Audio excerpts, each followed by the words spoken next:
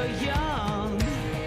Or am I faking on the tip of my tongue? There's a sarcasm waiting for you.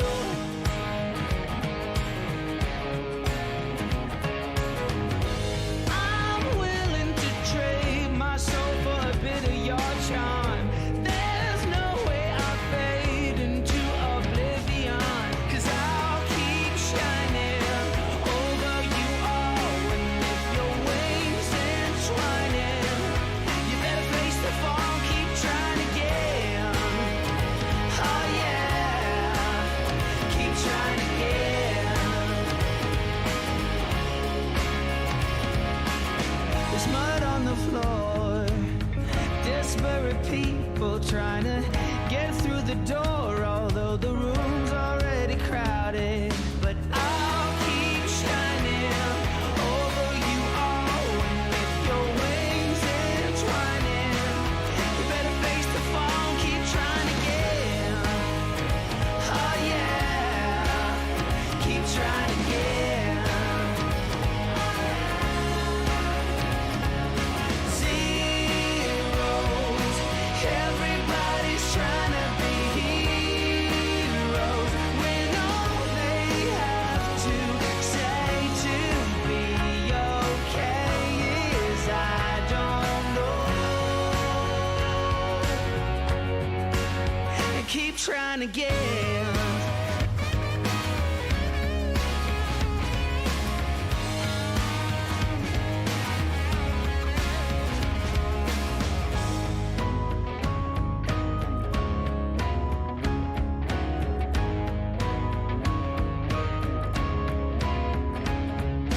I'll keep shining over you all. With your wings entwining, you better face the fall. Zeros, everybody's trying to be heroes, when all they have to say to be okay is I don't know. Are you okay? I'm not that sure.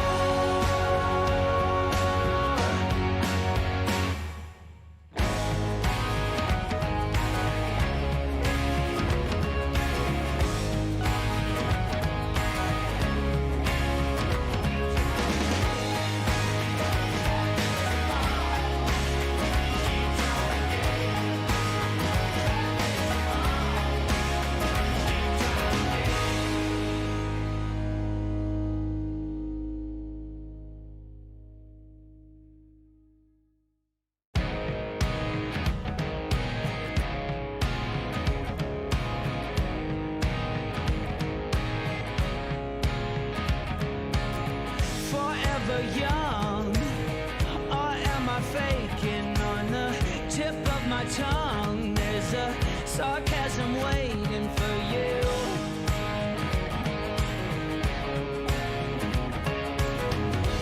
I'm willing to trade my soul for a bit of your charm. There's no way I'll fade into oblivion, 'cause I'll keep shining over you all. And if your wings entwining, you better face the fall, keep trying again. Oh yeah, keep trying again. There's mud on the floor, desperate people trying to get through the door, although the room's already crowded. But I'll keep shining over you all. And with your wings entwining, you better face the fall, keep trying again. Oh yeah, keep trying again. Zeros, everybody's trying to be heroes, when all they have to say to be okay is I don't know. And keep trying again.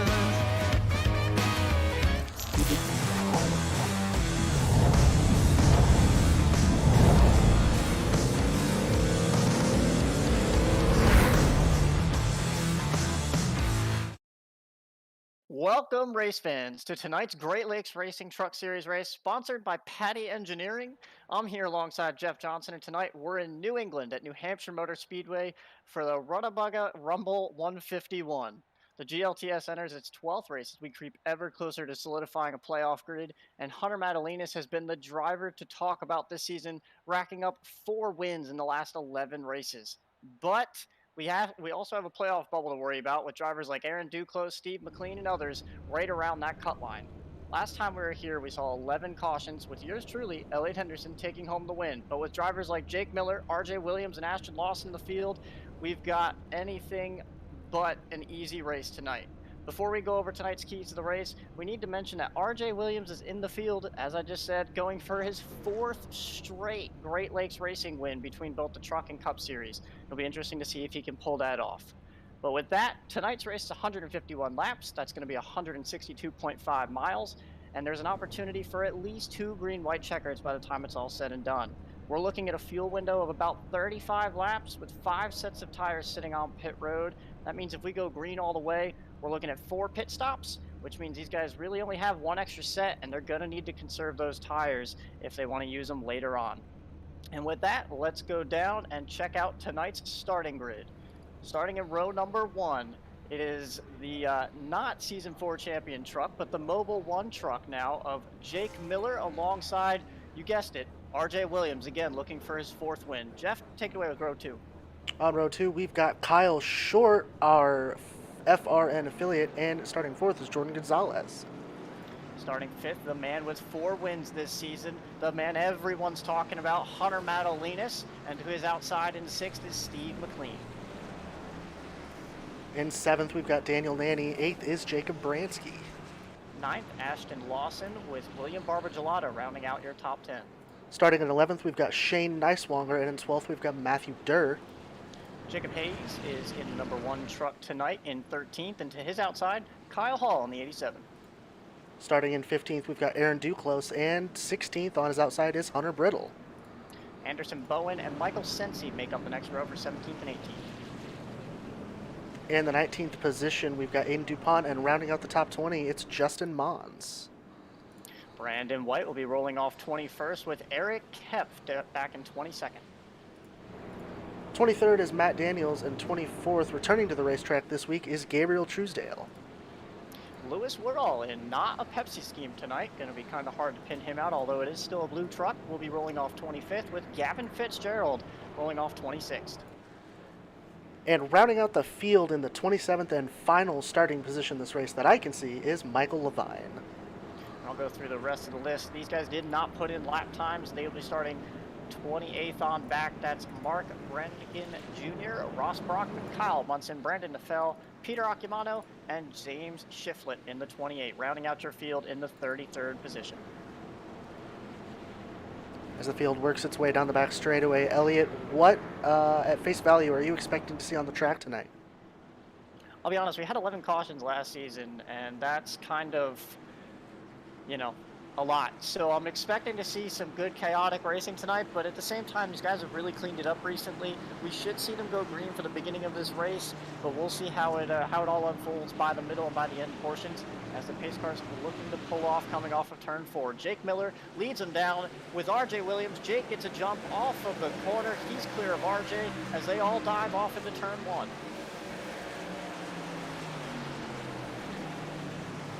Jordan Gonzalez is going to try to work that outside lane there. That is Kyle Short, on the inside. Truck we haven't seen all season again. Usual partner up here, my side piece, and the lead announcer over here in the FRM booth. But Kyle Short on track tonight, trying to hold off Hunter Madalinas for that full spot. Maybe get around Jordan Gonzalez and maintain 3rd as the field works their way off the corner. Jake Miller still your leader.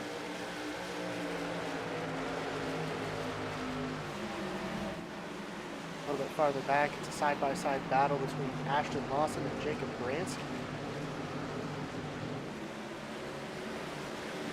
The field's all pretty spread out here. It looks like you're going to have that double file racing all the way around. The outside lane's going to work pretty well. So you see Kyle already working the outside above Hunter Madalinas. And actually way up in that 3rd lane. Not sure if that's really going to work for him. Steve McLean to the inside now. Kyle going to lose a couple spots out of that and now face Daniel Manning right behind him with Bransky and Ashton Lawson closing in.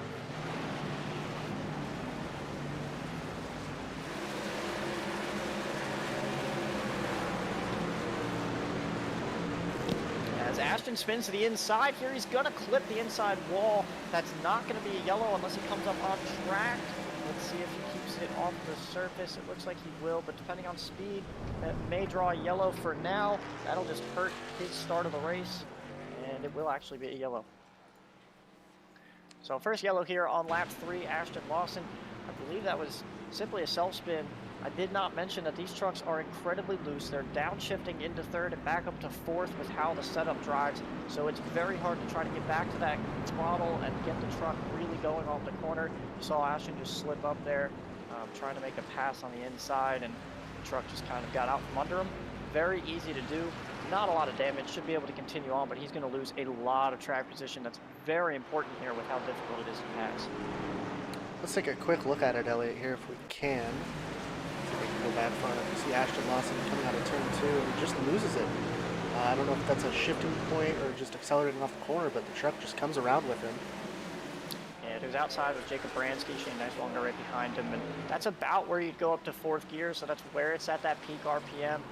Torque curve isn't really, known for a high torque spin, but at the same time with these trucks and just trying to get off that corner, the fact that the sun's actually not out, which means the track should be a little bit more gripped up than what it is, but Ashton just didn't have all the grip he needed there on corner exit. We'll see what these guys do. I wouldn't expect anyone to pull any type of odd pit strategy again. They only have that one extra set. Shane looks like he's either going to fake them or he's definitely pitting. He's going to fake it and not pit here. And we'll have a nice little quick break and see what happens after this.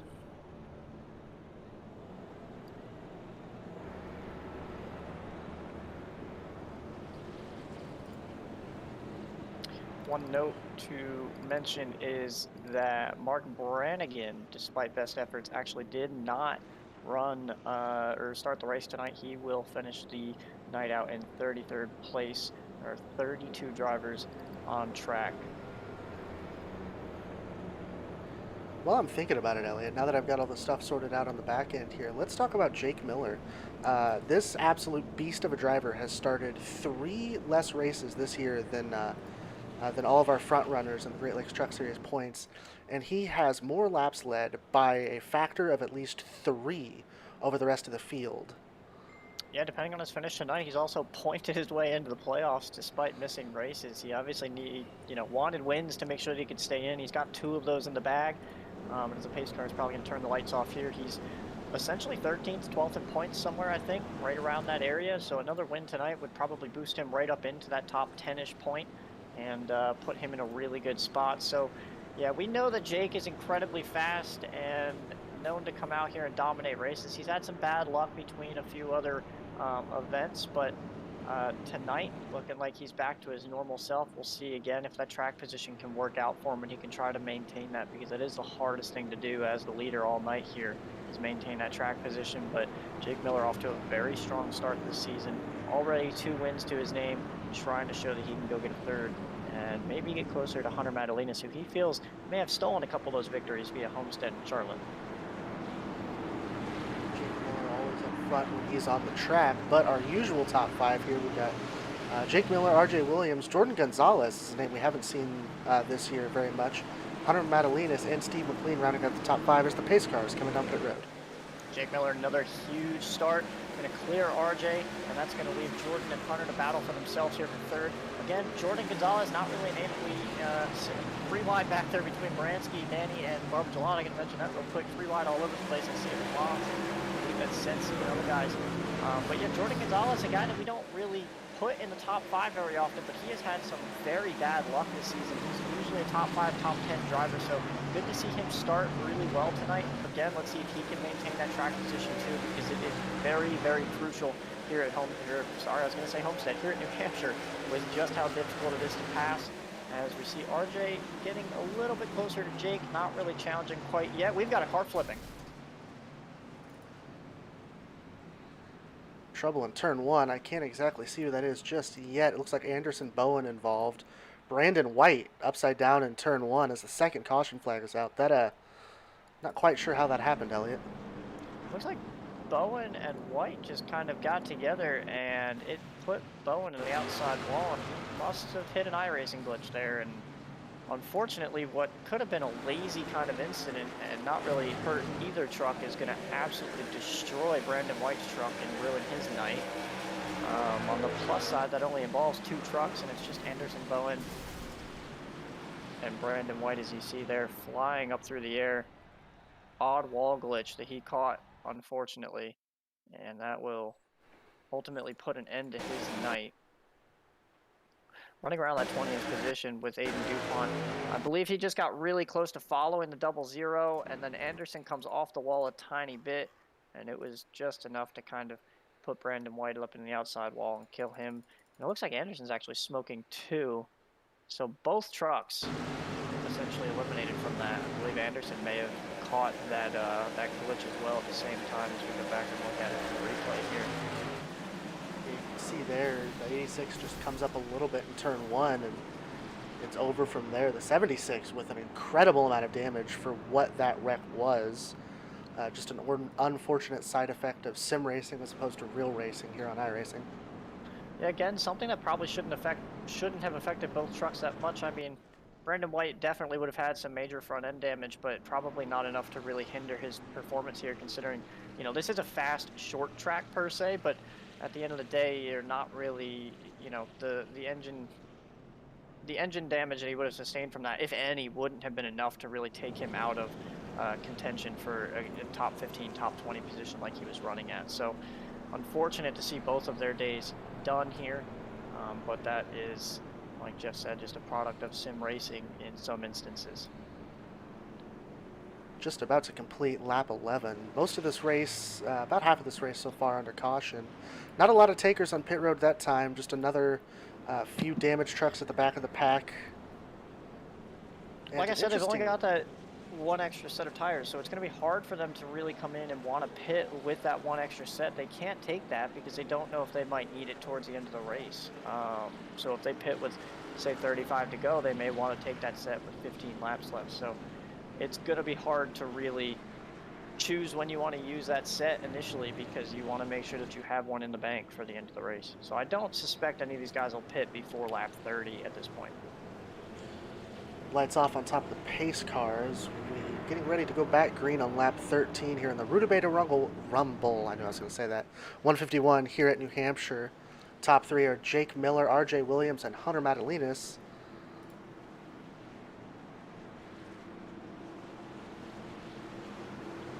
Is going to lead him down here into turn 4. Jake Miller just going to hope to get another very good start over RJ and Hunter. Hunter's right on him this time. RJ doesn't get as good as a start as I anticipated. He's right there, but not right next to Jake. He's going to have to block Hunter into the corner going into turn 1. Hunter's going to clear Jordan Gonzalez. Steve McLean looking to pick up some pieces and get around Jordan. RJ is now challenging Jake, though. RJ has a ton of speed at the beginning of these runs, and that short run truck is going to go after Jake Miller now and see if he can complete a pass here nice and early. RJ Williams still working Jake Miller over. They're side by side coming down the front straightaway. We'll give it to Miller that time by, but we'll see how they come around next time. Jake's going to try to pinch. He can't. He's going to undercut, maybe get underneath him. He does. RJ's going to wash up a little bit. RJ seems to do a little bit better when the tires kind of cold cycle, heat cycle there. So it looks like Jake may have his hands full with how RJ's running, but Hunter may put his nose in the mix of this. RJ's going to try to cross Jake over after he clears him into 3, but Jake holds the spot firmly. RJ's going to be in chase, and Hunter Madalinas right behind RJ. The top 3 are kind of broken away here from your 4th place runner, Steve McLean, who holds that over Jordan Gonzalez and Daniel Manny. Gonzalez kind of overdrove the corner a little bit there on entry. He's going to try to collect that up before Manny can get to him. And then you've got Barbara Gelado with Kyle Short back there. Kyle, unfortunately, he's been slipping back after starting in 3rd. He's starting to learn just how fun these guys can be and how racy they get up here at the front. He's around some of the more aggressive guys with Daniel Manny and Barbara Gelado. Bransky's definitely no slouch when it comes to being aggressive as well. So Kyle Short getting some experience around some of the more crazy guys in the field. Slipping back to about 8th now and dealing with Bransky on the bumper. as we watch Kyle kind of struggle exiting turn 2. It is worth noting that Kyle did get kind of worked over by William Barbagelata, who he, ironically enough, named Mr. Excitement earlier in the season for the absolutely wild moves he was willing to put on people at any point in the race.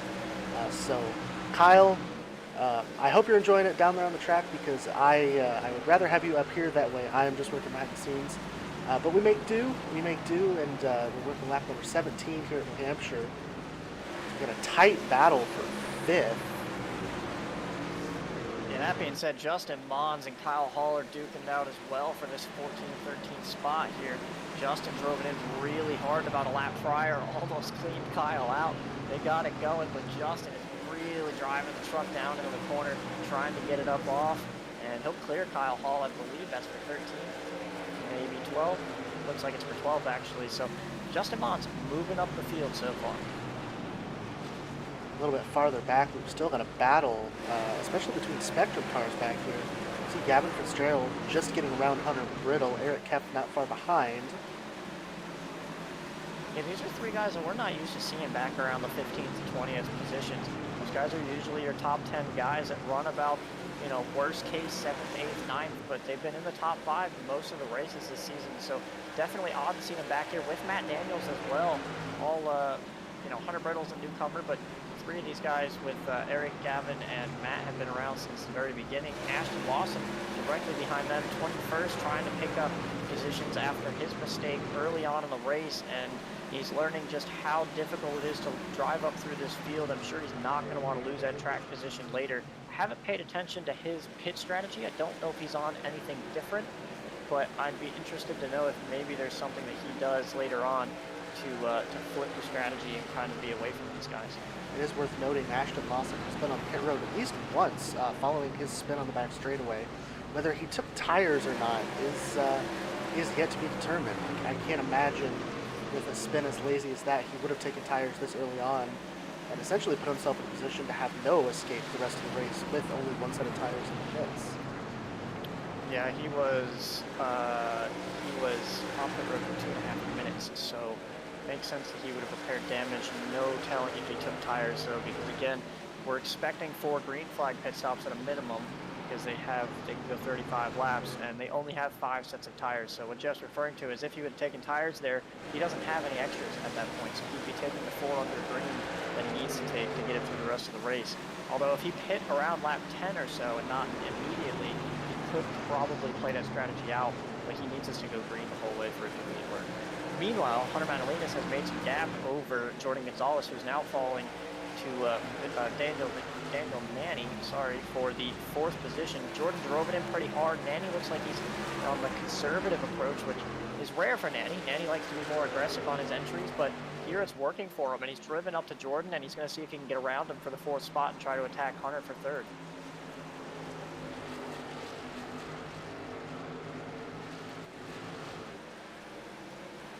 See Nanny stalking as they come off of turn 4. Jordan Gonzalez just not getting off the corner, as well as someone like Daniel Nanny. You can see Jordan driving in harder. He gets right to Hunter's rear bumper. That's just wearing the tires out. Nanny knows it.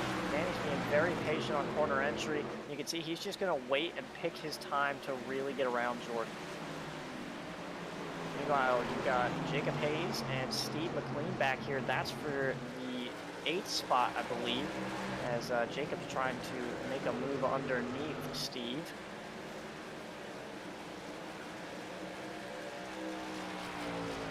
Tight racing on the front straightaway. A little bit of damage on the nose of the 1 car there. Not entirely sure where that came from. Hayes has been known to use a bumper. I believe we saw it at the dirt track once or twice. He's definitely another aggressive driver out here, and if it gets it done, it gets it done. He's moving up the field, so kudos to him. He's making do with it and moving up ahead of Steve McLean now into that 8th spot successfully. So just going to keep plugging away, and if you got to use a chrome horn here, man, you can do it. It's definitely no harm, no foul. Speaking of it, Justin Mons has moved his way around Shane Nicelonger. Shane right on his bumper. That's all for the 11th position as they try to track down Kyle Short for 10th. I was just about to say, it looks like these guys have settled down for now, but even farther back in the pack, it is still a Spectrum battle. as Eric Kepf is working over, I'm sorry, Matthew Durr is not part of Spectrum, but Eric Kepf put a move on Matthew Durr. Might clear him off the corner. No, they'll be side by side down the front straightaway. We talk all season about how Eric is one of the smartest guys on the track. And he just showed it right there. I think he kind of... Oh, Hunter Brittle. Matt Daniels made contact. Hunter's going to go around. The caution will come out, but a surprising amount of contact and a lot of damage on the 10 car. And even farther back, it looked like, yeah. Fell. Yeah, Brandon Nafel caught a piece of that. I believe, ooh, Ashton did catch a big piece of it as well. Buff out a little bit more there. Meanwhile, Jordan Gonzalez did lose that spot to Daniel Nanny. And now that we're on lap 27, this is just at the window. It's going to be interesting to see if these guys want to pit. It would be worth it, but I don't know. I feel like you're not going to want to pit until 30, but it looks like Jake Miller's going to bring them in, and they're all going to follow. Jake Miller down pit road, the entire field directly behind him. Let's see if anybody decides to stay out and try this strategy. It doesn't look like it, so it looks like the whole field is going to stick with lap 27 pit stop, which should work out in the end of it. Again, they can stretch it with the 35 laps that they can run. They can stretch it out and still make it a 4-stop race with no issue and still have that extra set in the pits. Wait to see who wins the battle off pit road. I think the trucks are going to drop at the same time, so Miller should have the advantage. He's good. Hunter Madalinas with a great launch, but he didn't get RJ in time. I thought maybe he would get there.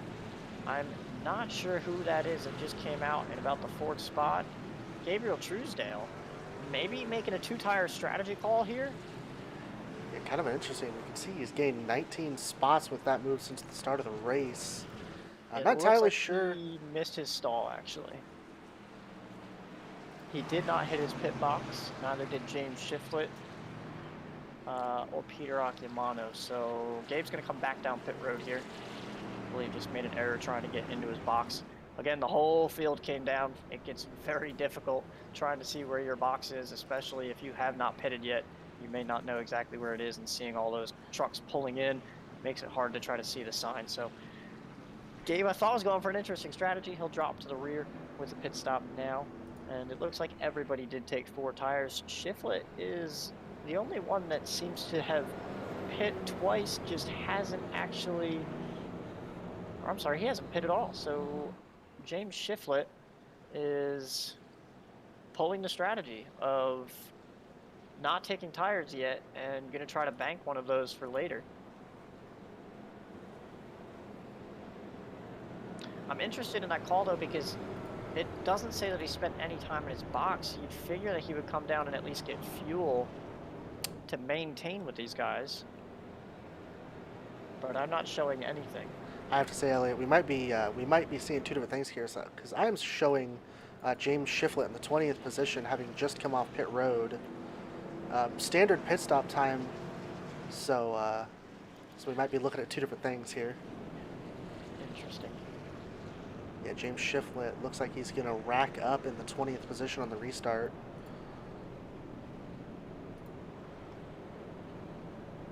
Top 5, Jake Miller, RJ Williams, Hunter Madalinas, Daniel Nanny, and William Barbagelata.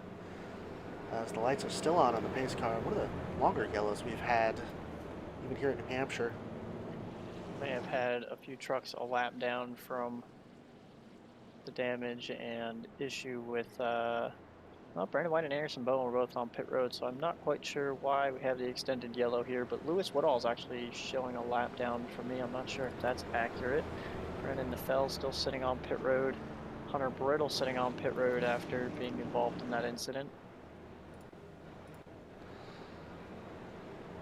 Lewis is back on the lead lap. I'll tell you what, as we are hopefully about to get the 1 to go here, Elliot, I do have to ask you, how important are pit stops in the Great Lakes Truck Series? Because one thing we see in iRacing in general is I feel like there's not a lot of love given to the art of pitting. So is that something that comes into play here at all in the Great Lakes Truck Series?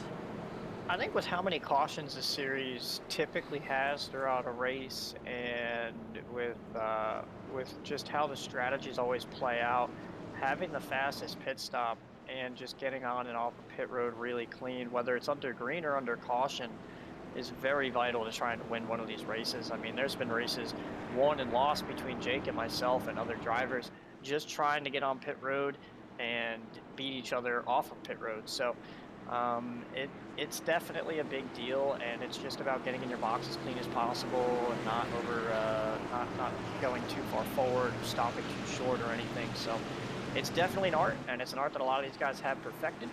And we can see Jake chose the outside here. Interesting strategy. Nanny says thank you for it. We'll watch the pace car pull in. Jake Miller's going to launch. Nanny does nothing with it. RJ immediately claims the spot, and Hunter and Nanny will go double file into turn 1. Nanny pinches Hunter to the bottom. I think Daniel really knows what he wants to do here. He's going to try to hold Hunter down, get a big run off the corner. RJ on the attack once again. Jake Miller may not be your leader very long as Nanny takes third from Hunter Madalenas.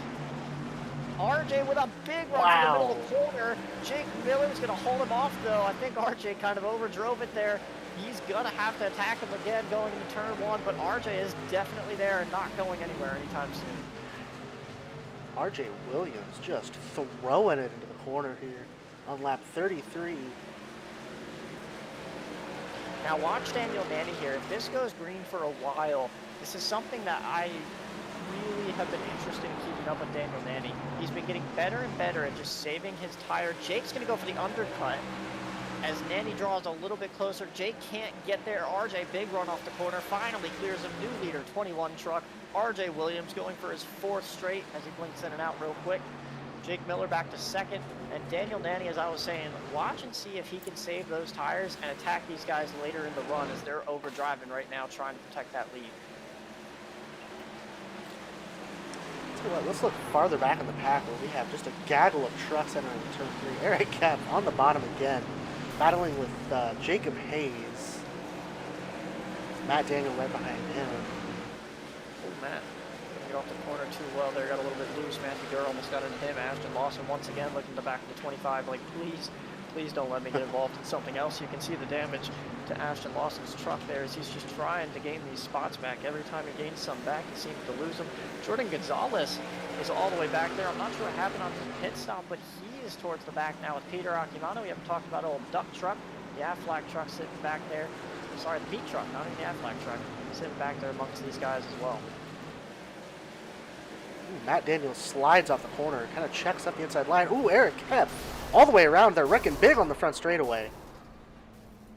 Michael Levine, Gabriel Truesdale, Kyle Munson, James Shiflett, all involved. Is that Matt Daniels with a blown engine? Gabriel Parts, he looks like he's going to retire. Michael's going to get going. Aiden DuPont is going backwards on pit road. Eric's night is done. I'm not entirely sure what happened there. Out of the corner of my eye, it looked like Matt Daniels got loose off of 4. And apparently the rest was history here as we'll try to dial up a replay and see what happened. But not a good night for any of these trucks all of a sudden. I think we're going to have to go forward. Jacob Hayes actually got loose right under, I believe, at Sensi. They made contact. Eric tries to go and avoid. Hayes makes contact, puts Eric to the inside wall. And then Matt and Aiden get together afterwards. It's just 3 accidents that kind of just boiled into one at the end of the day. Yeah, you're right. Eric Kemp, the loser in all of that. Just a big accident off turn 4.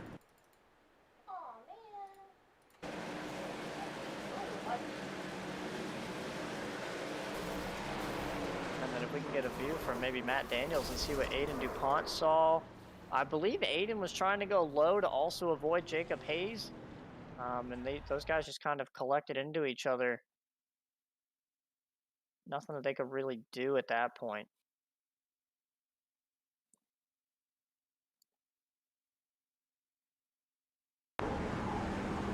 On board with Aiden DuPont. Just give me some. Oh, wow! Almost makes it through and gets clipped in the end. Hard into the inside wall. Yeah, at that point, I'm sure Aiden's wishing that he kind of just hit the brake instead of trying to go through the middle there. The yellow was already going to come out with Eric being put to the inside wall and blown up. But Matt Daniels really nowhere to go, nowhere else that he could have been. I mean, he's just sitting on the bottom there, and Aiden just was trying to shoot a gap that unfortunately Matt was already in and in his blind spot. And unfortunately, it's gonna put both of them in the garage, I believe. And then Matt unfortunately comes back up across the track. I don't know that he actually hit anybody. I believe it was Gabe and Michael Levine that made contact with each other, but that was a substantial wreck for what it started out as. It looked like it was just going to be 2 trucks kind of getting loose, and it turned into about 5 or 6 truck wreck here. So we are just rolling around under our 4th caution, 38 laps complete. We are on lap 39 out of 151. They have made 1 pit stop so far, and I just don't know what strategies are left to play at this point, if any. It seems like you just keep going with what you have and keep up with what the tires are doing at this point, because there's just not too many choices. I mean, you can definitely try a different strategy, but I feel like if you go back there, you're going to deal with, you know, something like Ashton Lawson dealt with, and Ashton was almost in the middle of that one too. I think the track position is just too important to try a different strategy. We saw it actually last week with Daniel Manny trying a different strategy and getting taken out at Texas. So had potentially the fastest truck, potentially a race-winning truck. Was able to battle with RJ for a while there, but involved in a late race yellow due to a strategy call that he made. So I think right now we're just going to see these guys stay out as much as they can and try to conserve those tires and watch it all work itself out. Yeah, if we keep getting yellows like this, I feel like in my brain that works out in the advantage of the drivers who aren't actively being involved in the yellows, because the longer you could go on a set of tires, the more options you have at the end of the race.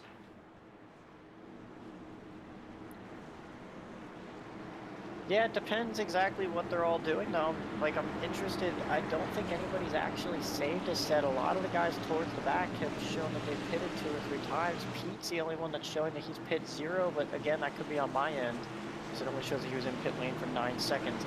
Pace car pulls off. RJ immediately launches. We're down to about 24 trucks left now. Jake Miller holds on to 2nd, and he's going to be forced to the bottom here, restarting in 3rd. Let's see if he can clear Hunter.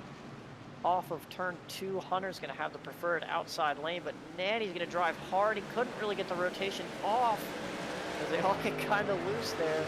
And he's going to try to drive it back down into 3. Bransky has shown up in the top 5. He's here with Barbagelata to his inside, and they're battling for 5th. See Nanny and Hunter getting nice and close again. Nanny just trying to get that drive off. Hunter trying to make sure that he kind of pinches him down just enough so that he can't do it. Nanny could not even stay next to Hunter there. Bransky's going to drive it off into turn 1. Enter Jacob Bransky underneath Daniel Nanny. He can't get the job done. Nanny slides. Bransky's going to go to the inside wall. Saves it. Stays off of it. Wow. What a save from Bransky. No harm, no foul for everybody except for Bransky, who's going to fall to dead last on the racetrack. Let's see if we can dial up a quick replay for you. Trying to drive it. Same deal with Ashton, you know, just trying to drive the truck, and at the end of the day, it's not the easiest thing to handle, and unfortunately, Bransky got the worst end of that.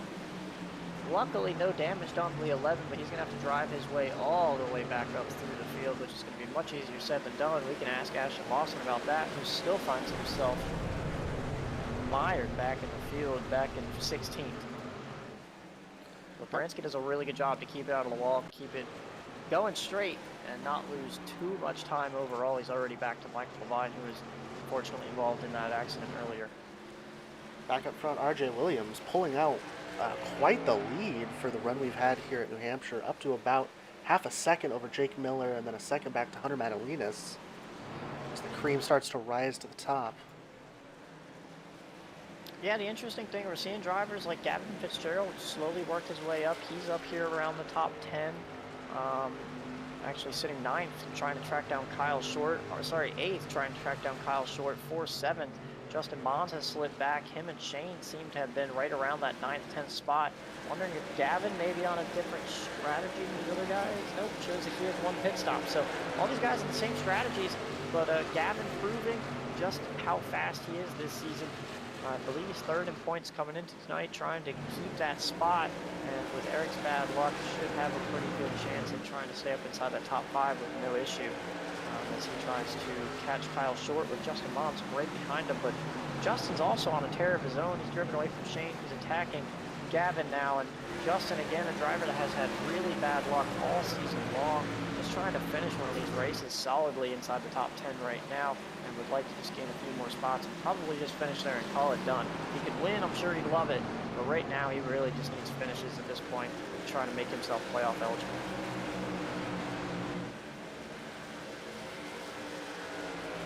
Directly behind that, you've got Jordan Gonzalez with Shane Neiswanger side by side. Jordan, again, started his race in third, dropped all the way in the back there. Not sure what happened on his pit stop, but he had fallen all the way through the field and has now driven his way back up inside of the top 10, just past Shane Neiswanger for that 10th position, trying to make do with what he's got now. But Jordan, obviously the fast truck, just one pit stop went wrong and finds himself back around 10th as opposed to a top 5 spot like he had before. Jordan Gonzalez, ooh, gonna send it in on Justin Mons in turn number 1. Wow. Big dive to the inside. He's gonna be neck and neck with him coming off the corner. Justin Mons will have the run, but Jordan Gonzalez throws it in there again in turn 3. Jordan really making inside lane kind of work here. He's got enough bite in the middle of the corner to keep up. He just can't really seem to get the run off, which is usually the problem with the bottom corner or the bottom of the track if you're going to just drive it in there like that, like he does again. And Mons isn't really having it. He's going to pinch him down through the corner and really hold him down there. That's Mons protecting his position. It's making it almost impossible for Jordan Gonzalez to make the pass. Meanwhile, we've got Duclos and Kyle Hall racing close together as well back there for about the 14th spot. So it looks like Kyle Hall finally get the positive end of that. Lewis Woodall in the middle of this. We haven't talked about him at all today. No Pepsi truck for him, running 12th. Nice solid evening for Lewis Woodall, looking for a top 10 on the season. And just sitting there right behind Shane and watching this battle of Jordan and Justin that just won't quite go away. Justin Mont really wants this spot. Jordan Gonzalez really driving it down into every corner. You gotta wonder how much those tires are gonna last, considering it looks like we're finally going on a decent green run here. Yeah, I believe this is the longest green flag run we've had all day. This Jordan Gonzalez might finally clear Justin Mons getting into 1. Shane wants the spot now. He's going to dive to the inside. Mons is getting eaten up. Not sure that he's really going to get too much of an advantage here, despite what his truck may say. But he will hold off Shane Neiswanger going into turn 3 and try to use that outside to his advantage and maintain the spot. Meanwhile, RJ Williams just driving away. Not too much, but with over a second gap back to Jake Miller, who has about a second gap back in front of Madelinas, who has about a second gap back to William Barbagelato with Daniel Manny in tow. This is probably the best battle on track between two of the most aggressive drivers in the field, Daniel Manny and William Barbagelato. Neither of them are going to want to give up this spot, and both of them are definitely going to want it. So 4th place between the 27 and the 30, with Steve McLean watching on in 6th. Another driver having a good run is our Cup Series partner here at FRN. Well, actually, as he gets passed into turn 1, battling with Jordan Gonzalez. It's Gavin Fitzgerald having one of the better runs he's had this season. Gavin always seems to run, have good top 15 speed, but always tends to get caught up in incidents that may or may not be in his own doing. So it's nice to see some of these guys having good runs here tonight, keeping the nose clean for now. It's a little ironic to see him with Kyle right there. Kyle just ahead of him in that 7th spot. Gavin running in 8th, Jordan right there in 9th. Jordan obviously on the drive up. Not sure what he's done different, but man, does he have more speed than these guys at this point in this run. But Kyle Short kind of using their battle to his advantage, trying to gap them a little bit. Jordan still on the attack for 8th place over Gavin. Gavin giving him plenty of room, letting him work himself out, but also not trying to just give the spot up, running that outside line, staying competitive out there. maintaining the spot. Looking around the racetrack, it looks like Jordan Gonzalez is the only one who's 100% committed to that low line through the corners. We see him wanting to diamond it just a little bit, but that time by his Gavin Fitzgerald is outside. But as we look all the way around the track, he is the lowest and he is the fastest on that particular portion of the track. Yeah, I feel like if his tires aren't wearing out and he can do this on a regular basis, he may be a top 3, top 5 truck if he can get clear of these guys. The problem is it's just going to be so hard to pass. Well, so if he can't get around them, he's not going to be able to go anywhere. And that does beg the question, as we're going to look in on William Barbichelata and Daniel Nanny battling for fourth right now. That does beg the question, if he's going to run down there consistently, is he going to wear his tires more or less compared to somebody who's running the high line? Ooh, as we see Nanny give Barbichelata just a big shove heading up to turn 3. I said these two are aggressive, and Barb's damage was not there before, and albeit Nanny's also wasn't, so I believe these two have used their chrome horn on each other here. It's the only thing that I can possibly assume at this point. And Barb is just trying to hold Nanny off, doing a great job of it. Nanny usually so fast on these flat tracks as he is at USA, Martinsville, and other short / medium ovals to this type of caliber. So I'm impressed with Barb so far, but he's also known to be a little bit of a short track guy as well. He did really well at Martinsville, so just interesting to see these guys running hard. Nanny's potentially going to try to undercut here, get under him in the corner exit. Can't do anything with it, but you know Nanny's getting frustrated now because he probably feels that he has a truck that's better than Barb's and can go up there and challenge Hunter and maybe Jake, but Barb is just not going to give that spot up. Yeah, you could see how hard Daniel Nanny's driving. You see the back end of Daniel Nanny's car snapping around almost every corner exit. He is wheeling it as hard as he can just to get beside Barbichelata. So yeah, at this point I kind of hate to see what's going to happen when he does get the position on him. Problem is, even if he gets beside him, it doesn't mean that he's going to be able to clear him, so this will go on for a little bit longer, but we'll have to see who actually comes out on top at this point. It looks like Barb's actually starting to separate a bit. It's like Nanny may have overcooked his tires. He's going to have to lay off and maybe give it another challenge in a few more laps. I'm sure Steve's just sitting back there like, hey, you guys burn your stuff up. I'll come up there and take another top 5 out of this deal. That's totally fine with me. Steve's been involved in some brutal incidents, not of his own doing whatsoever. I believe he was a pinball on a couple different tracks this season, so he'd be all for just a nice solid finish tonight after running about top 10 all night so far. Battle of the FRN broadcasters heading into turn 3. Gavin Fitzgerald to the inside of Kyle Short. Don't know who's going to get the position, but we love to see it, don't we, Elliot? Well, Gavin caught him. Kyle's given him plenty of space. The one trick in this trio is going to be Jordan Gonzalez, though. Can he send it maybe 3 wide if Kyle decides to go wide enough again? Because what Jordan wants is to get to the outside of Gavin. If he can get to the outside of Gavin, he can probably clear him. But he also needs to get around Kyle, and I believe both the 14 and the 3 are faster than the 0. Maybe Jordan just sends it 3 wide to the inside. Don't know. It looks like Gavin's going to send Kyle wide again. Kyle's giving him all the room in the world, basically telling him to have a spot, but not actually give it to him. Kyle Hall will hit pit road.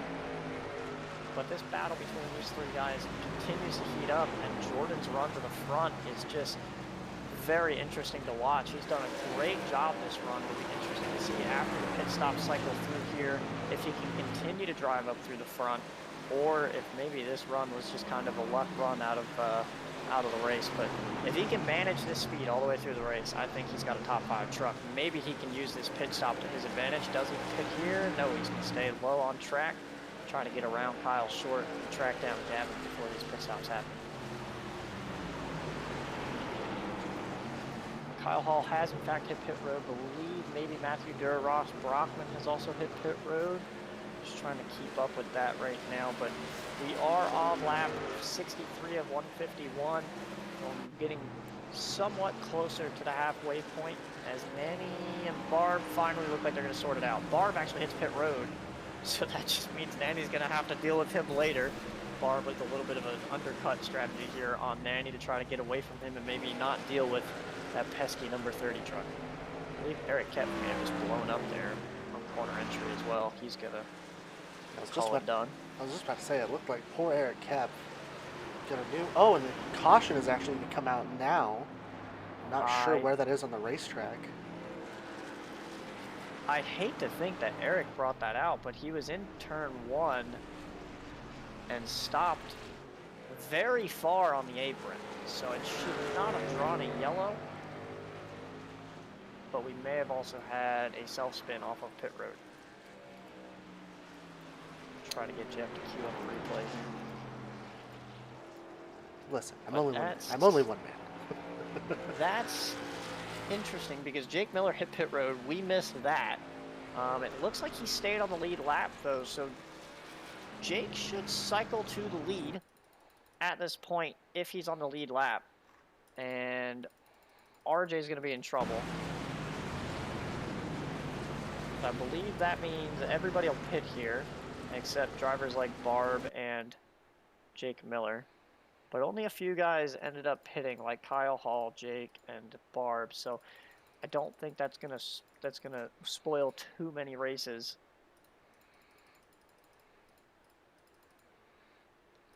And we're about at the pit window. I mean, we're at lap 36. This is essentially everybody's second pit stop of the night. So nothing crazy, although it does look like people like Brandon Nefel and Hunter Brittle have made 3 stops now. So not sure where tires may or may not fall for some of these guys, but drivers like Jake Miller, Matthew Durr, RJ Williams, Hunter Madalinas are all essentially still in the same bucket. Matthew Durr may actually inherit the lead. RJ Williams kind of handedly win the race off pit road of the drivers who had to pit right there. And yeah, you're right. It looks like Matthew Durr, just by virtue of when the caution came out, is going to be the leader. We looked around and not pit yet. Yeah, that would do it. That would do it. We looked around the track and we could not see anything else. So unfortunately, it looks like the Eric kept blowing up and pulling about as far off track as humanly possible. Unfortunately, is what brought the yellow out during that cycle of green flag pit stops. Tried his best to make sure he didn't impact the race, and unfortunately, it's just kind of what happened.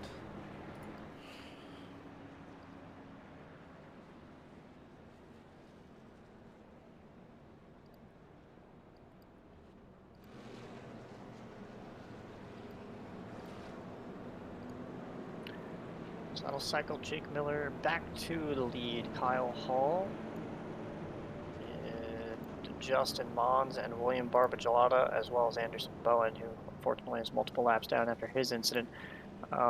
Mons, Barb, and Hall will all have to take the wave around here. I believe they all pit under green.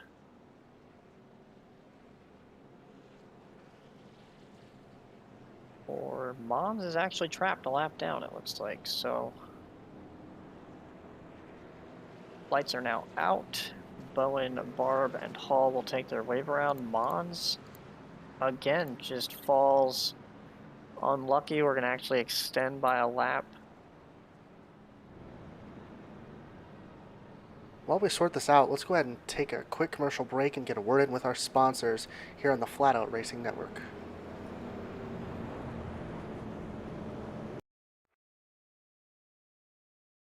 Welcome all IndyCars, and today we're excited to present another IndyCar event brought to you by the Dark Horse IndyCar Series.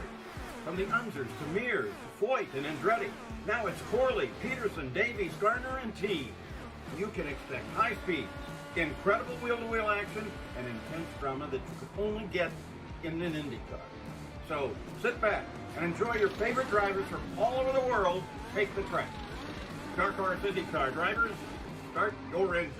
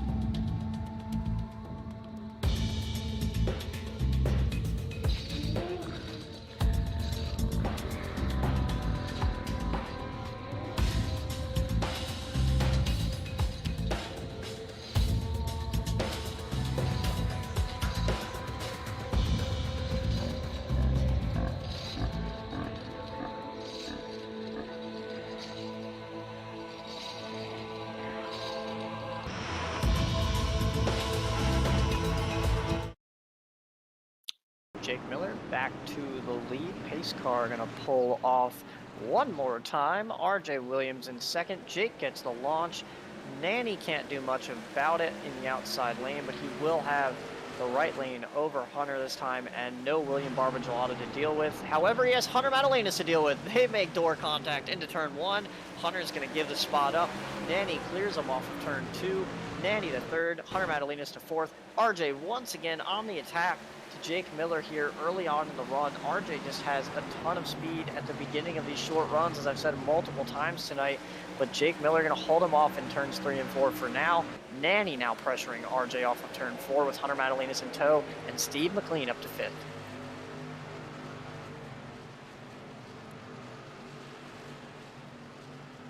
Back in the pack, we got some fun racing going on back here. That's Kyle Shortshane, nice longer right behind Gavin Fitzgerald. That's all for about the 8th position. Kyle's going to give it up to Shane. And then we've got Jacob Hayes going to the inside of Kyle going into turn 3. Jacob Bransky just behind them, trying to make up for that issue that he had with Daniel Nanny coming off of turn 2 a long time ago, it feels like. But he's finally making his way up towards the top 10, goes to the inside of Jacob Hayes, who will move to the outside and give him the lane. And a driver that we haven't really mentioned that I wanted to go back to is Ashton Lawson, still back here in about the 19th spot. I'm not sure if maybe he's starting to pull different strategies out or what he's doing. He's showing more pit stops than anybody else in this top group, so maybe on a different tire call here than the rest of the field, trying to mix it up and make something out of what this night has become after Battle that for the lead costing entering mistake. turn number 1. RJ Williams, oh man, gets right up against Jake Miller as the battle for the lead coming off turn 2. RJ just absolutely does not care. Sent it into turn 1 and has now cleared Jake Miller as we head into turn 3. I just don't know if Jake has the truck that RJ has tonight. RJ has just had so much to gain in all these races and has just shown so much speed week in and week out over the last few weeks that I don't know who's going to be able to stop him. Maybe when we go to Daytona in the Cup Series, if he shows up there next week in the trucks, someone will be able to put a stop to his dominance. But right now, not even Jake Miller can do anything about it, as he's now to the clutches of Daniel Nanny. And then the guy who's won more races this season in trucks than anybody else, Hunter Madalenas in 4th. So you've got a star-studded top 5 with Steve McLean up here. And look who's right there once again. Jordan Gonzalez will not go away, ladies and gentlemen. He's back here in 6th. He wants this top 5 run. He started up in about 3rd, 4th position, and he is still up here after being sent to the back of the field and having to deal with everything that he dealt with at the beginning of this race.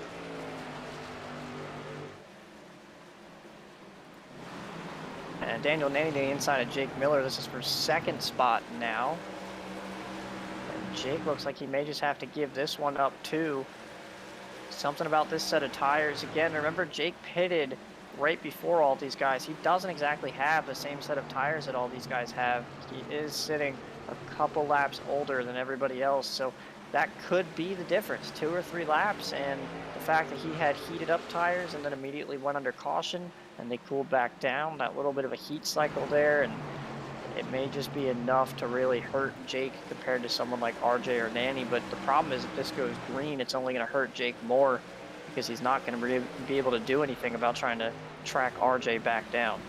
So move Nanny to 2nd, Jake Miller to 3rd, Hunter Madalenas now attacking, but Jordan Gonzalez once again driving to the bottom here of Steve McLean. That is for your 5th position.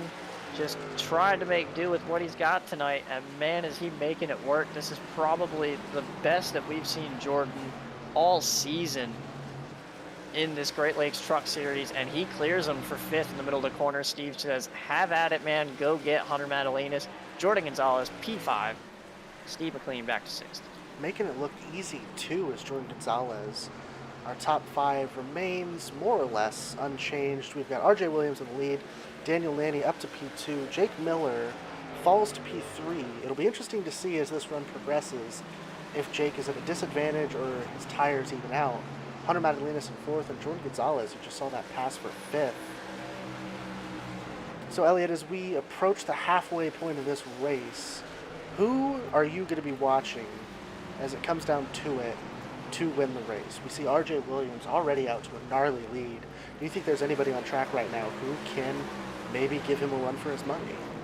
Jordan Gonzalez is running quicker laps than anybody else in front of him at this point. I don't know who taught Jordan Gonzalez New Hampshire, if he taught himself this week, but if he gets up to that second or third position, I think RJ's got a little bit of competition. Hunter's all over the back of Jacob Miller there going into 3 and 4 and off of turn 4, but I mean, Jordan Gonzalez is just showing us something that we've not seen from him all season long, and I'm excited to see if he can get up there and battle with Nanny and RJ. This is something that we haven't seen out of Jordan. This isn't something he's quite used to. He doesn't run around these guys very often. Again, he's usually like about a 5th to 10th place truck. He's not out here contending for wins, so awesome to see him right up here inside the top 5, faster than a lot of the guys in front of him, and we'll see if he can just keep this up throughout the whole run. See if he can track these guys down and clear them. But again, trying to pass these guys is going to be the hardest thing so far. As Hunter and Jake make contact, and Jordan capitalize on that. Hunter blocks him to the inside. Nothing Jordan can really do. That's some of that aggression that Jordan really needs. He lifted out of that situation. He could have tried to go to the inside and maybe gotten under Hunter, but just took the nice easy route. Didn't want to damage the truck. Still running 5th, but now he's got Steve McLean right behind him. And he's going to have to try to find a way to go back after Hunter Madalenas, who's still trying to get around Jake Miller for that 4th spot. Two of the best drivers on track just showed why right there. It would have been very easy for Jake Miller or Hunter Madalenas to bobble right there and wreck one, if not both of themselves. But they make contact, they both keep it straight, they both keep going.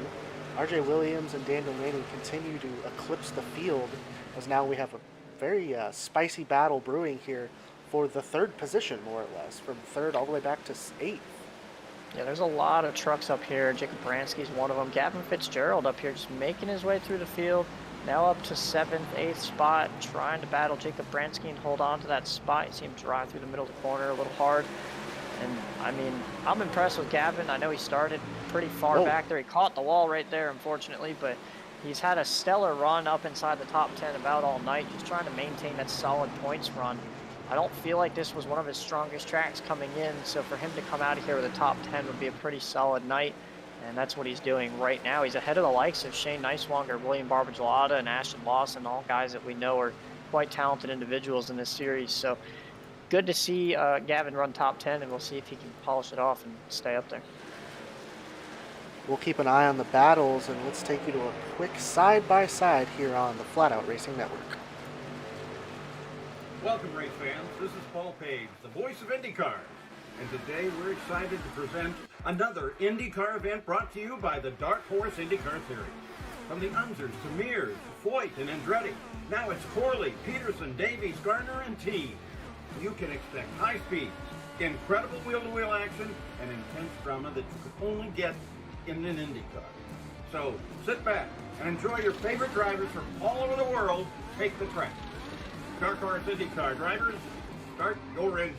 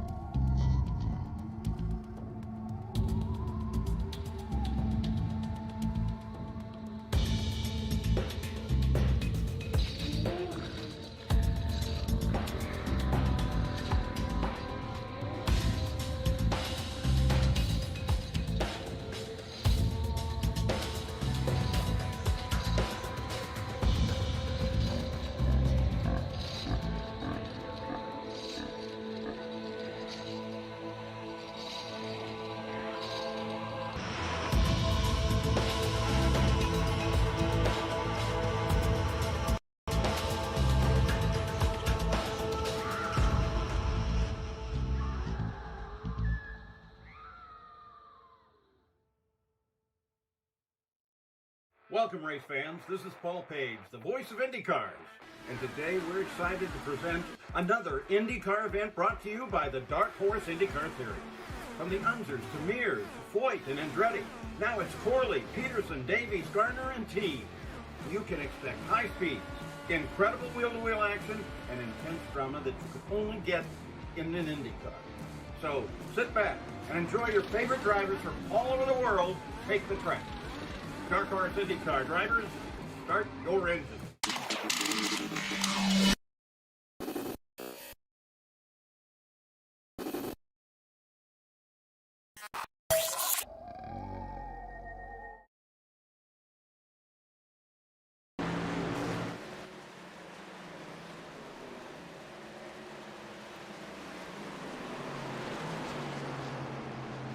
Well, you saw it on the side-by-side. Jake Miller having some issues with those tires at this point, really starting to fall victim to these guys on fresher stuff.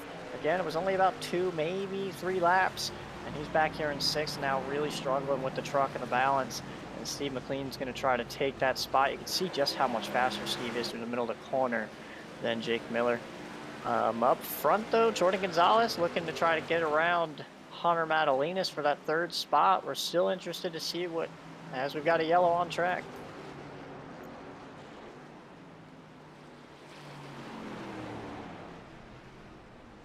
Well, looks like it's going to be Kyle Munson, who got into Michael Levine on corner exit there. Style up the replay real quick.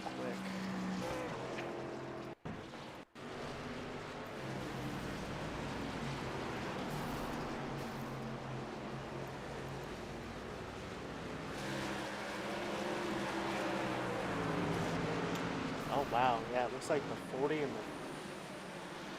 just comes up off the corner on the lap track, hard into the tire barriers. That's going to probably be a significant amount of damage. Just trying to get all he could off the corner. The 46 kind of comes off the wall. You see the 40 come up, just probably expected to clear him, and they make hard contact with each other. The 40 goes spinning into the tire barriers. Yeah, Michael had a lot of damage from a previous incident. As your leaders all hit pit road, it could have affected how that car was driving on corner exit, to where maybe he wasn't able to really get off the corner the way he wanted to. Sunk, came back down off the wall a little bit, just made contact with Kyle, unfortunately. Jake Miller actually just drove through his pit box a little bit there, and that's going to cost him just enough. And right before this caution period happened, as Miller's actually going to sit on pit road and repair some damage, so he's going to drop to the rear. But as this caution period happened, Daniel Nanny was starting to close in on RJ ever so slightly, so we'll have to see how that develops. And at the same time, Jordan Gonzalez now in that 2nd row, P4, so we'll see how well he can contend in that top 5. One of the more remarkable things we've seen this race is, aside from the issues Jake Miller's been having, we have had one of the most consistent top 5s that I think I've personally seen all year. RJ Williams in P1, Daniel Nanny next to him in P2, Hunter Madalinas in P3, Jordan Gonzalez in P4. The only newcomer to this battle is Jacob Bransky up to P5. He's only up 3 positions from the start of this race, so maybe it's just a product of New Hampshire, but this top 5 certainly has the field covered. Yeah, it goes back to just how difficult it is to pass here, and I think the interesting thing about Bransky's situation is, like others, like Barbara Gelada and Ashton Lawson, he was essentially hurt at one point with contact with Nanny. Nanny got loose off the corner. Bransky made contact with him, sent him through the inside grass. Luckily, no harm, no foul to either the 30 or the 11, and they both carried on, but Bransky lost out on a lot of track position that way, and it's essentially the same stuff that's happened to drivers like Barb with pit strategy, and Ashton, who also had a mistake early on in the race. But unfortunately, Ashton and Barb haven't been able to recover, whereas Bransky is now up inside the top 5, finds himself with a very solid chance at a top 5 position. Ashton, on the other hand, still 21st. William Barber-Gelada has worked his way back up to 10th, but still trying to gain those spots back that he lost very early on in this race. Lights out on top of the pace car. RJ Williams electing the outside line as the leader. It's an interesting call with Hunter technically being an alliance team. You'd think that he'd probably give Hunter a little bit of a shout out on the inside, but maybe that's just not how the Academy boys roll. And Hunter will end up having to deal with Daniel Nanny on the bottom, but it'll help Jordan Gonzalez if he can get a good launch to potentially get to the outside of Nanny, although we don't know what Jordan does on the outside. He's been passing everybody on the inside, so we'll see what he can do. He's got to get up to RJ, though, as they come off turn 4. Pace car pulls off. Barb is in the 3rd lane for whatever reason. And Jordan gets an insane launch. Probably the best launch we've seen anybody in that spot get. He's going to basically clear Nanny into 1. Nanny's going to drive it down in there.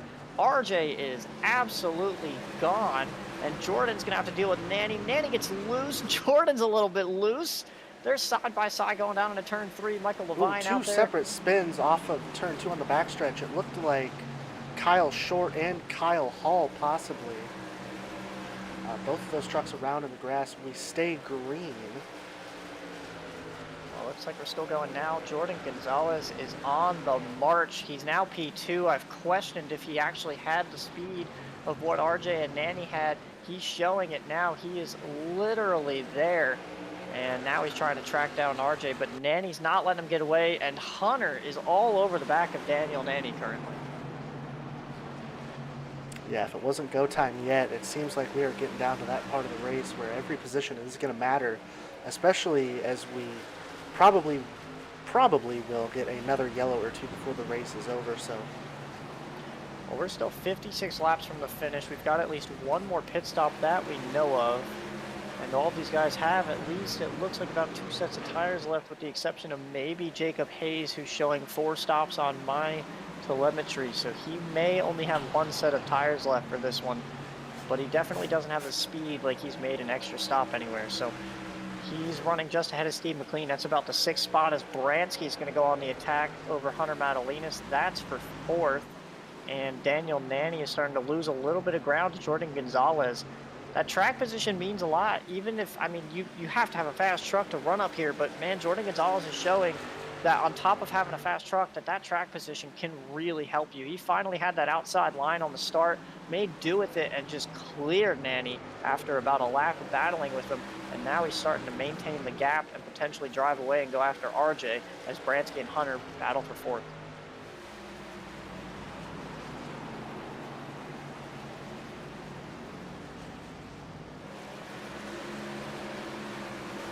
good battle here between these two. Sorry, Elliot. Good battle between these two, Jacob Bransky and Hunter Madalinas. Yeah, battle's not really giving up. I know Bransky really wants some of these spots. McLean drives it in, clears Barba Gelada. Meanwhile, Sensi and Shade Nicewanger are battling back there around the 10th position, right behind Gavin Fitzgerald and this other group. Nanny starting to track Jordan back down. But this all kind of helps RJ having Jordan up here. That may have been another ploy for RJ, was to put Jordan in that lane to potentially get around Nanny, and it worked for him because RJ knows that Nanny's pretty fast. I don't know that Nanny has the speed, but they were dead even on times prior. So if Nanny has to now battle Jordan to get to RJ, that only benefits RJ much more than the situation that he had prior.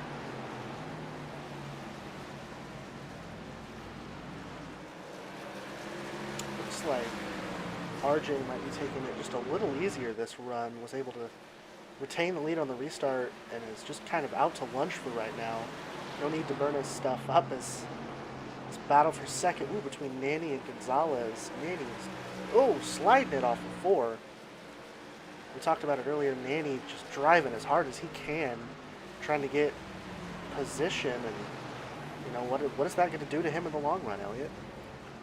Well, it's going to kill those tires, but I'm back here looking at the 27 and 37 side by side, reminiscent of how me and Barb used to race each other really hard. They have not given each other an inch. They've pushed each other out of the way for this 7th, 8th spot here, and they are dogging each other for this position.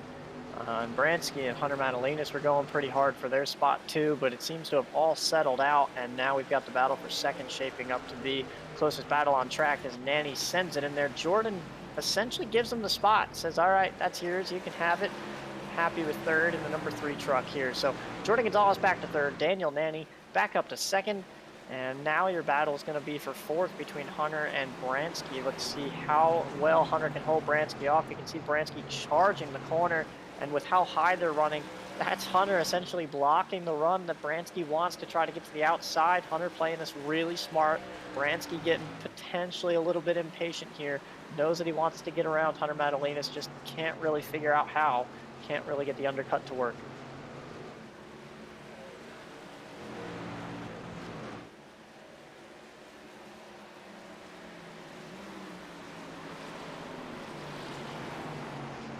Bransky may lay the bumper to him after a little while. You can see him just driving it in about as hard as he could there. Sensi now underneath Gavin back there, a few spots behind. It's actually for the 9th position between Gavin and Sensi, and these guys both very close on points. Meanwhile, Jake Miller's driven up to 11th on this run, just past Shane Neiswanger, who unfortunately just hasn't had the day that I would expect to see him have. He's just been right around 10th or right outside the top 10 all night. Just not one of his stronger runs tonight, but at the end of the day, it's a clean truck and a clean race so far, so he's just trying to close it out and keep clicking these off. He's right around Aaron Duclos, another guy that's right around that playoff bubble, and these guys are, I'm sure, just trying to have clean runs, trying to make these playoffs, point their way in, maybe get into a win later on, but for now, just point their way in.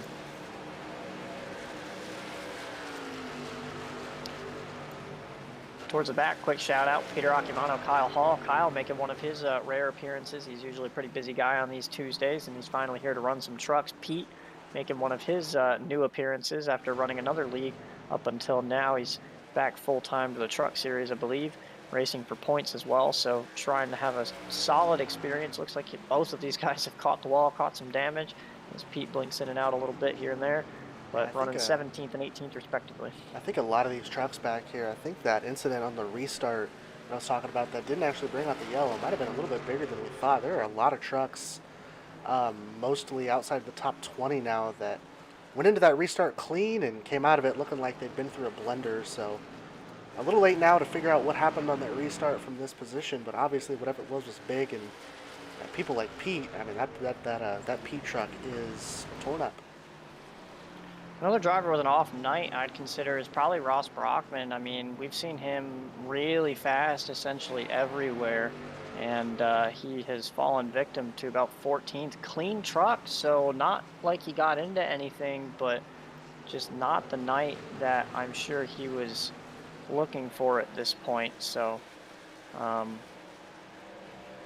came in here second in points behind Hunter Madalinas. Not going to gain anything over him quite yet with how it's shaking out currently, but just kind of probably a frustrating run tonight for Ross. We usually expect him up inside the top 5, top 10 area, but showing that New Hampshire is probably not going to be the place that he wants to return to anytime soon, running 14th right now. Lewis Woodall, we talked a little bit about him earlier, but this is probably one of the better runs he's put together this year. 15th might not seem like much, but for a driver who has been involved in incidents throughout the season, just putting together a clean race, and with 40 laps to go, he's got all 4 fenders on it, not a lick of damage that I can see. It is nice to see Lewis Woodall able to put together a run like this. I'd also be interested to know, as we're continuing to just go through the field a bit here, I believe you have pit stops happening. Hunter Madalinas potentially. Nope, that's just my TV working itself out. The 24 of Ashton Lawson seems to have significant engine damage at this point, because he was one of the guys that early on in the race we thought would drive his way back up through the field after his incident, what was it, lap 2 or 3, and he's made no gains. He is 21st and not having a stellar night whatsoever, running back there around Kyle Munson, Brandon Neufeld, and Justin Mons. So not the night that he wanted at all. He was really fast here the last season where he had a top 5 truck, thought maybe he could have another run up there, but it seemed to all go away pretty quickly, as Bransky is now under attack from Jacob Hayes, who has come alive late in the run here. Hunter Madalinas really loose off the corner, saves it. Bransky to the inside now, seeing that bobble and seeing Hayes drive up to him. Bransky going to try to clear Hunter. Hunter's going to drive to the outside. maybe Bransky gets the run off. He may clear himself. He does. He says, that's my spot. I'll take 5th. Thank you very much. Sorry, 4th. And Bransky to P4. Hunter Madalenas back to 5th. And we'll now have to deal with Jacob Hayes, who again drives in it through the middle of the corner. Just has so much more speed, so much more grip through there. And these guys just ahead of him.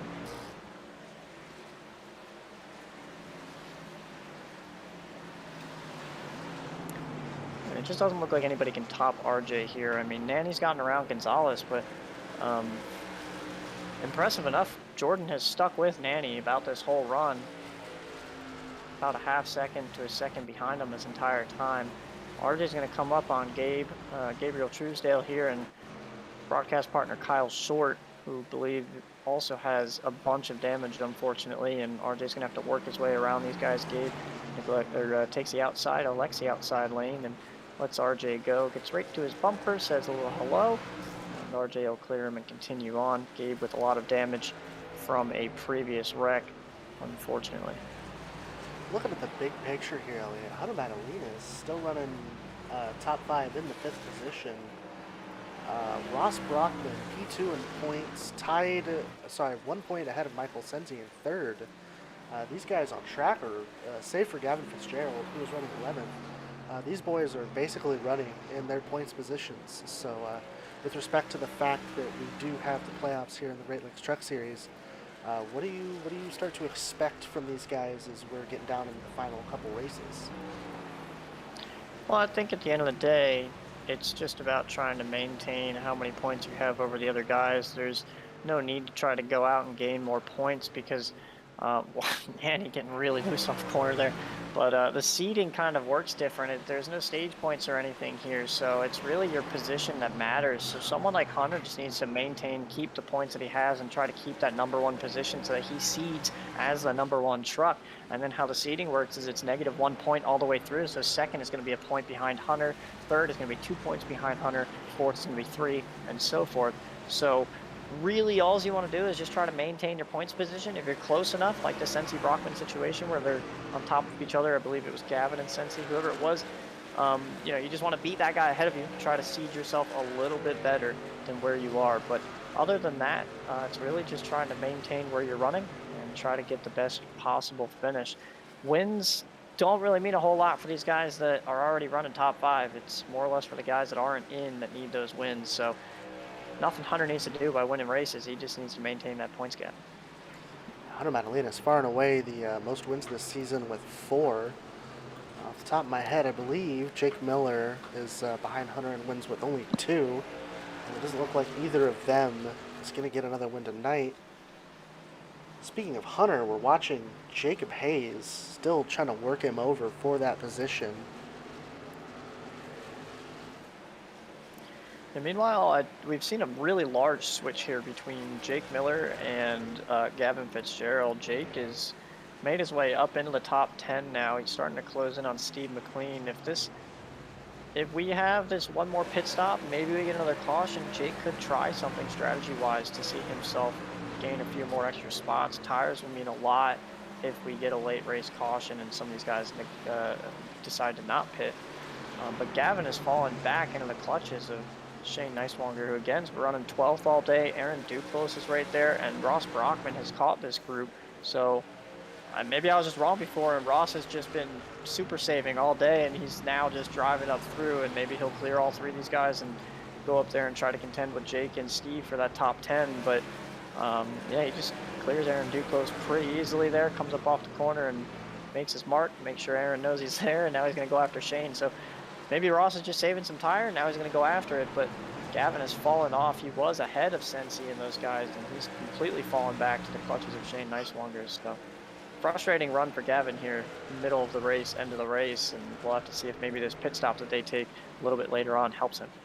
Yeah, we should be approaching pit stops pretty quick here. I can't exactly remember what lap we went green, but plenty of strategy to go around as we are approaching this final set of pit stops. A lot of lap trucks on the track too.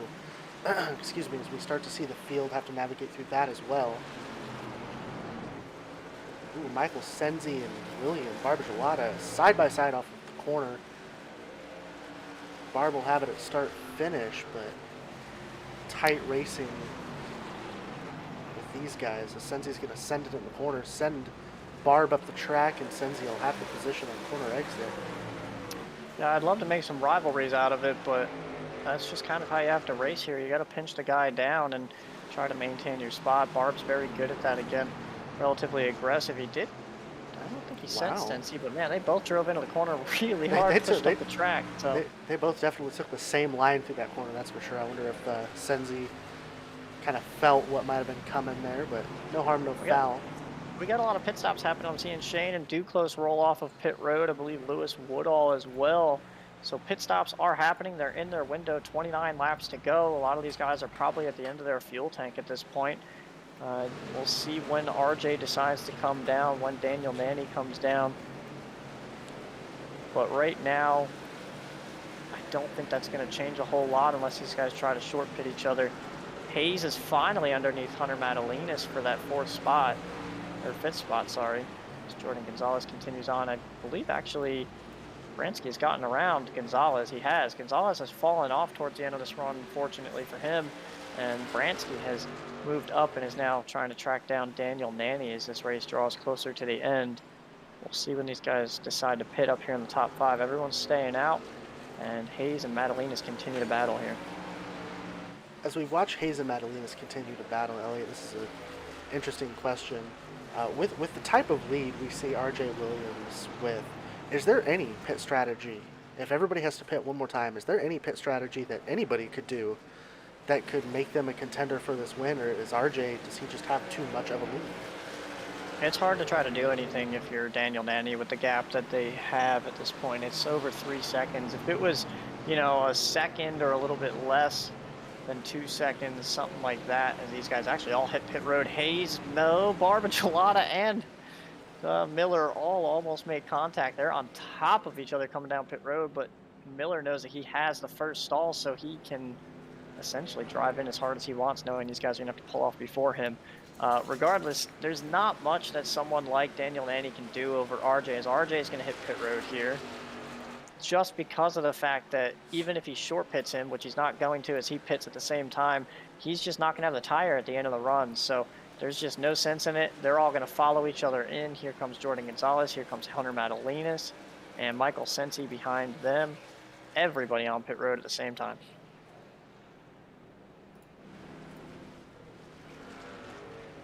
The one thing is, Bransky did pit a lap before all of those guys. So we'll see how much Bransky can pick up, but I don't think that there was enough of a change. I mean, these guys, they were maybe running like a second and a half, 2 seconds slower laps. So there wasn't a ton of fall off. So I don't know that Bransky's going to be able to pick up too much. He's barely going to be able to get to Nanny here. I don't even think he's going to do that. Fortunately, they stay about even. Wow, Bransky really loose. Gabriel to the inside. He's spinning. Catches the inside guardrail. And he'll keep it going. No harm, no foul, except to that 60 truck of Gabriel Truesdale. We stay green. Ross Brockman and Gavin Fitzgerald, still the only two who have not hit pit road yet. Maybe hoping for a quick yellow to kind of shake things up, which really, that's about their only hope left, isn't it?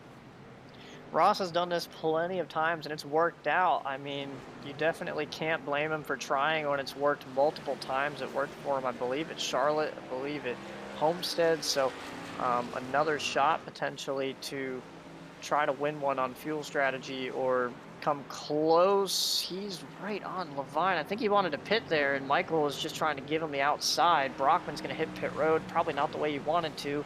I don't think Michael anticipated what Brockman was trying to do, and Brockman will hit pit road. So all the strategies have now played through, and there is nothing else to worry about but Nanny, RJ, Bransky up here all trying to track each other down. That's your top 3. RJ, the leader, Daniel Nanny in second, and Jacob Bransky is in third with a hefty gap over Shane Neiswanger, who's now in 4th with a short pit. And then you've got Lewis Woodall and Michael Sensi here, or sorry, Steve McLean here battling for the 5th spot. Kind of a jumble outside of the top 2. You see Hunter Madalinas getting real loose off of 2 in the background there. I was going to say, I do wonder if Hunter maybe made a mistake on pit road or something, because he seems to have lost a lot more ground. Jordan, not a fan of Duclos, who wants to get under Lewis. All these guys, I believe, were teammates at one point. And Duclos is going to push Lewis down the front stretch. Lewis on the oldest tires. Jordan's going to use Duclos as a pick. And Barb's just going to send Duclos into the corner.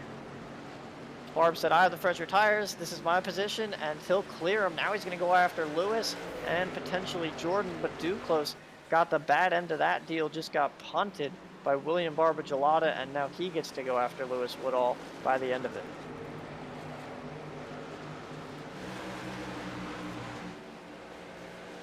Started to say it before, but if it wasn't already, it's go time now. Pit stops are over.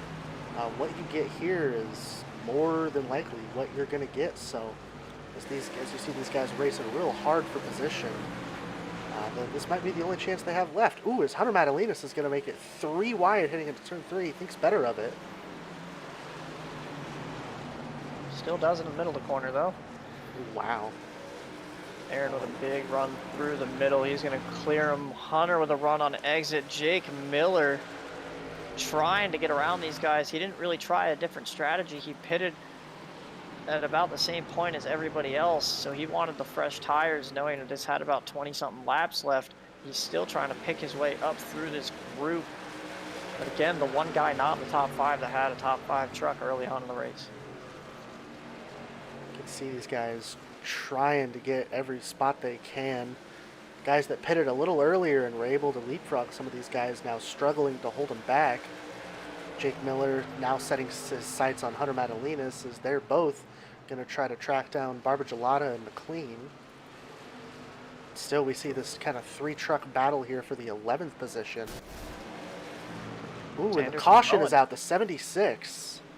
Oh, Kyle Short, Anderson Bowen made some contact together. We'll get you a replay of that real quick. So the caution is out. That's going to change some things. Green flag pit stops had cycled through. RJ Williams will be your leader. We'll get you that replay in a minute. But Elliot, off the top of your head, what does this change? The genius in this is Shane Neiswanger. He goes from potentially a 12th place truck to top 5. He is sitting in 4th. So if that benefits anybody, it's him. It just depends if these guys all pit and take their last set. You gotta wonder if they're going to. Nanny is thinking about it. He does not do it. Shane's thinking about it. Does not do it.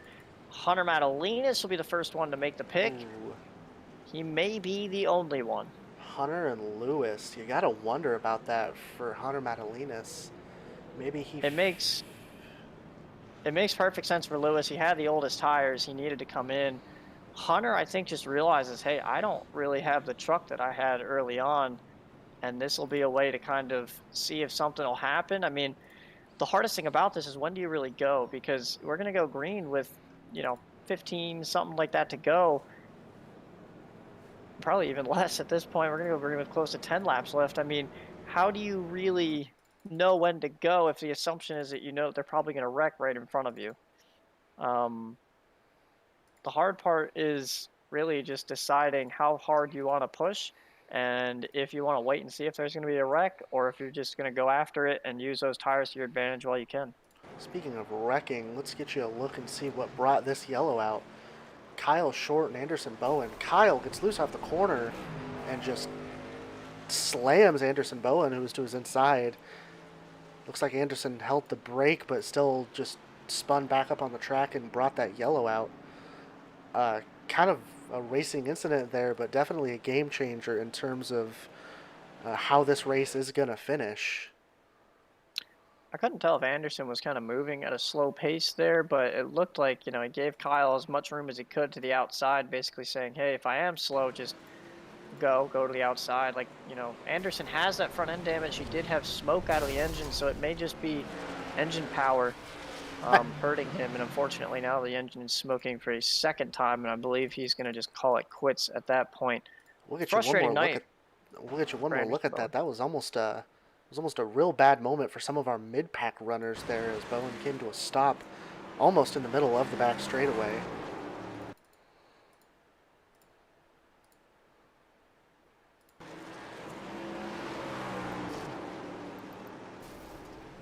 I think Anderson was just trying to stay on track to get up to Hunter Brittle. That would have given him 25th on the grid. Hunter Brittle, obviously another driver that we're used to saying his name quite often, and he's had some really stellar runs, but tonight will not be one of them, running 25th on pit road, 43 laps down. Don't believe he's coming back out onto the track. Quick summary, we still have 21 drivers on the lead lap. Ashton Lawson is your last driver on the lead lap. Again, not sure what that engine damage may or may not be doing for him, but he is now back on the lead lap for the first time in what feels like a while. Brandon Neufeld, Kyle Short are your only two drivers a lap down in 22nd and 23rd. Michael Levine rounds out the last of the drivers on track, I believe, in 24th, 7 laps down, although Gabriel Truesdale is still out here, as well as Aiden DuPont. So we do have some damaged trucks still trying to make up some time here on some other drivers before this race is over. Pace car will pull off here off of turn 4. RJ with the outside lane. Daniel Nanny to his inside. Shane Neiswanger up to 4th. Jacob Bransky will restart 3rd behind Nanny. And RJ gets a stellar launch once again. Shane gets blocked by Nanny, and they'll all go off into turn 1. Bransky to the inside of Shane for 3rd.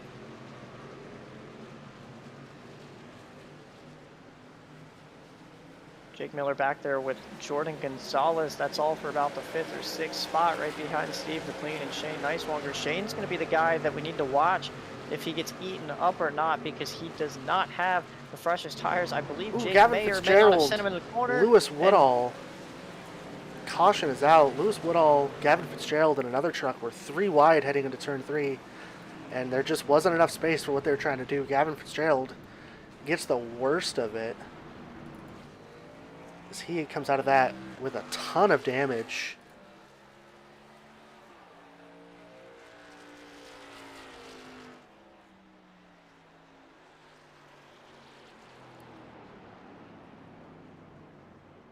And we'll try it again.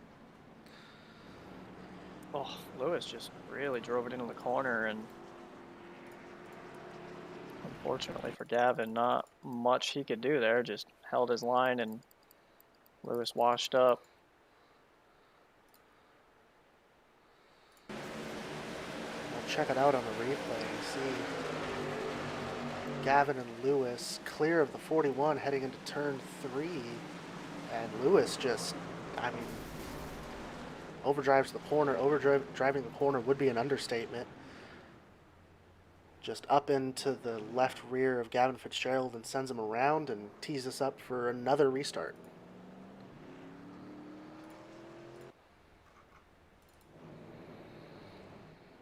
Unfortunately, it didn't really give us a lot of time to maneuver positions. Your top 6 are virtually the same, all the way back to Jacob Miller and Jordan Gonzalez in about 7th. Kyle Short comes off pit road. Don't believe anybody's going to pit here. Hunter Madalinas is your one guy, with Jacob Hayes maybe and Ross Brockman that have used all of their sets of tires. I believe Kyle Hall's on that same strategy of use them up and see what happens. Anybody back around 15th or so, you know, at this point, come in, get what you want to get, see if you can gain some spots out of it, because all these other guys will have eaten their stuff up. Hunter Brittle has disconnected as of now, but even these guys that only have 4 stops are not pitting. Aiden DuPont with a last-second decision to hit pit road. Him and Brandon Neufeld will come and take potentially their last set of tires, as Ashton Lawson leaves pit road, likely repairing more damage. I believe that 24 truck has sat on pit road longer tonight than he would ever want to. Another 45-second stop for him.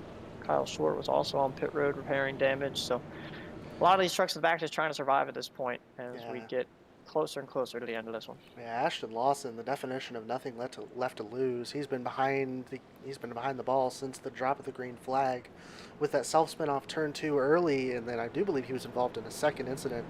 Both of those giving him significant but not immediately race-ending damage. So it looks like we'll be restarting with 7 or 8 laps to go. Might get the one to go this time. Let's see. Maybe. Yes, we will get one to go.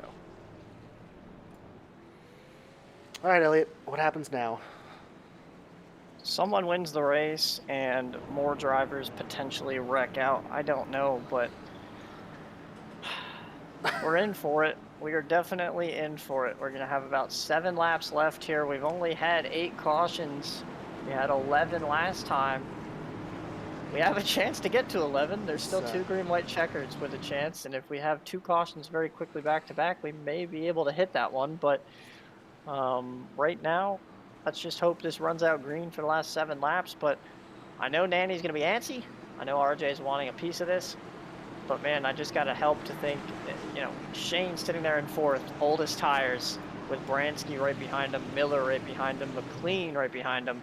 Those guys are all going to really want that spot. Shane's already aggressive, right on RJ's back bumper, going to try to get the launch when he can. RJ's gone, and Shane got a decent start, probably not exactly what he wanted. Nanny's going to clear him. Bransky's to the inside. He's got plenty of room behind him. McLean and Miller make contact. Jake saves it. Barb wants to shove a nose in there. There's still 3 wide. Jordan wants a piece. Lots of beating and banging. Ooh, 1 truck around in the backstretch. That's Kevin Fitzgerald. We'll stay green. Not really sure what caused that, why McLean and Miller made contact. I don't know that anybody really forced a hole. I just think it was maybe Jake didn't know they were 3 wide, or McLean just went a little too hard into the corner. Either way, they gathered it up and showed that they were true talents there. McLean's trying to clear Barb with Hunter. Don't forget, Hunter Madalina's freshest tires in the field right now. He's trying to gain these spots back and see if these tires are going to do anything for him. McLean blocks to the inside, gets to Miller, pushes up the track. They're all over each other back here. Barb's going to be the big loser out of that one. Him and Century Hunter Madalinas and Barbagalata are wrecking big. And that's the big one on the front stretch at New Hampshire. Barbagalata, Peter Akimano. A lot of trucks involved as there was just not enough room for what they were trying to do. I saw Hunter Madalinas just get by the 30-27 before that happened. And as our friend down there on the track, Kyle Short, always likes to say when he's up in the booth, it's just another one of those Great Lakes finishes. Yeah, if Kyle's not here to say it, I'll say it. We run clean for the first portion of the race, and then it all just turns into wrecks. I mean, all 3, the 20, the 27, the 92, all collected together there. Aiden DuPont has successfully disconnected and called his night over. And we have just had a mess on the front stretch. Kind of a long look at it. Long look at it here. Let's start you off of turn 2. Going into turn 1 with Hunter Madalinas and William Barbagalata before this wreck, just to kind of set things up for you. You see Hunter into the corner, into the back of Barbagalata, sends him up the track a little bit, no harm, no foul. Off of turn 2, a big hit between Hunter and Barbagalata.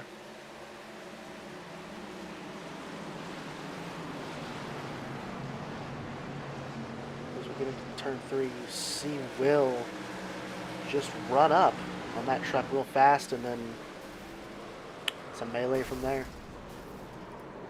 I don't think Barb realized how many trucks were to the inside, and since he was just running his lane, and they just kind of got together and did that little sticky junk there with Jacob Hayes to the inside. I mean, it's not like Sensi or Barb really could have done anything different. Barb could have laid off and let Sensi go, but you know, we're 4 or 5 laps to go. I can't really fault Barb in what he's trying to do. It just, they stuck together there, and it was unfortunate circumstances for both of those guys. And Sensi looked like he was clear of it until Brockman couldn't avoid hitting him there, and it was all just kind of a melee, and unfortunately Sensi got put in the middle of it secondarily.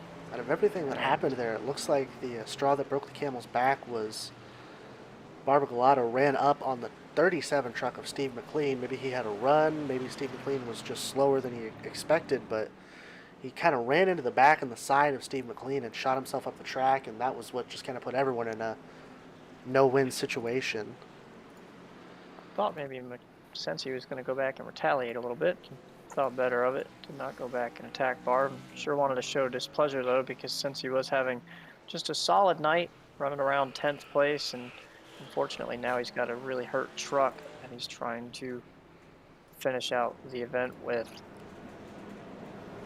Regardless, we are back at it. The exact same top 4, top 5 that we've had, top 6 that we've had for the past previous 3 or 4 restarts, albeit maybe with a difference in Jordan Gonzalez and where Jake Miller is running, but top 4 hasn't changed. RJ Williams, Daniel Nanny, Jacob Bransky, Shane Nicelonger, and then Jordan Gonzalez right there in 5th.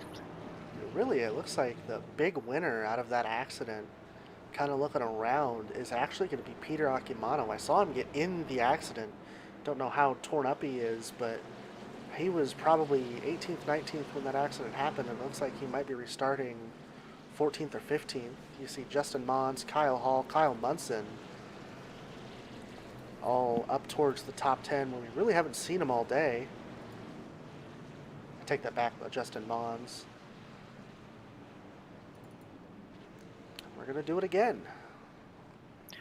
Yeah, the big winner so far is the guy running 4th. Shane, again, pulled that strategy out, short pitted all these guys, came out ahead of them, caught the caution, and has maintained that top 5 position. And remember, I talked about him struggling back in about 12th position.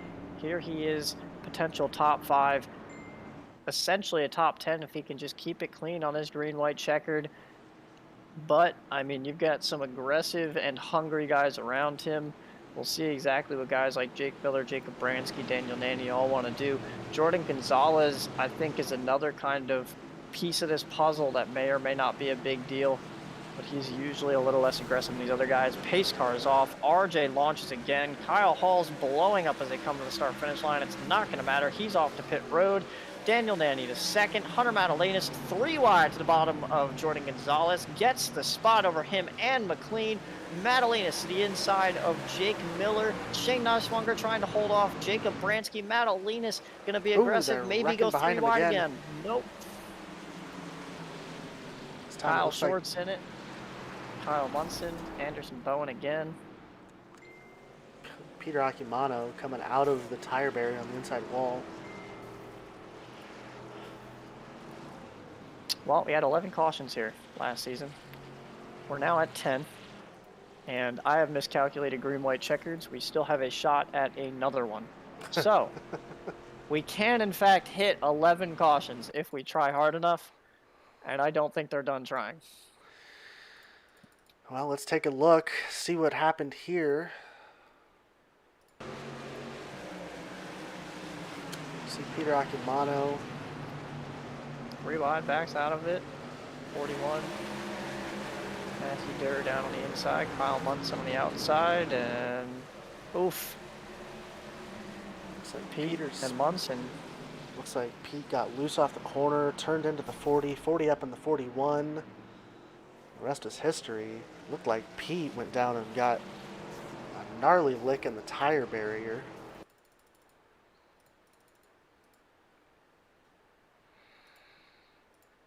I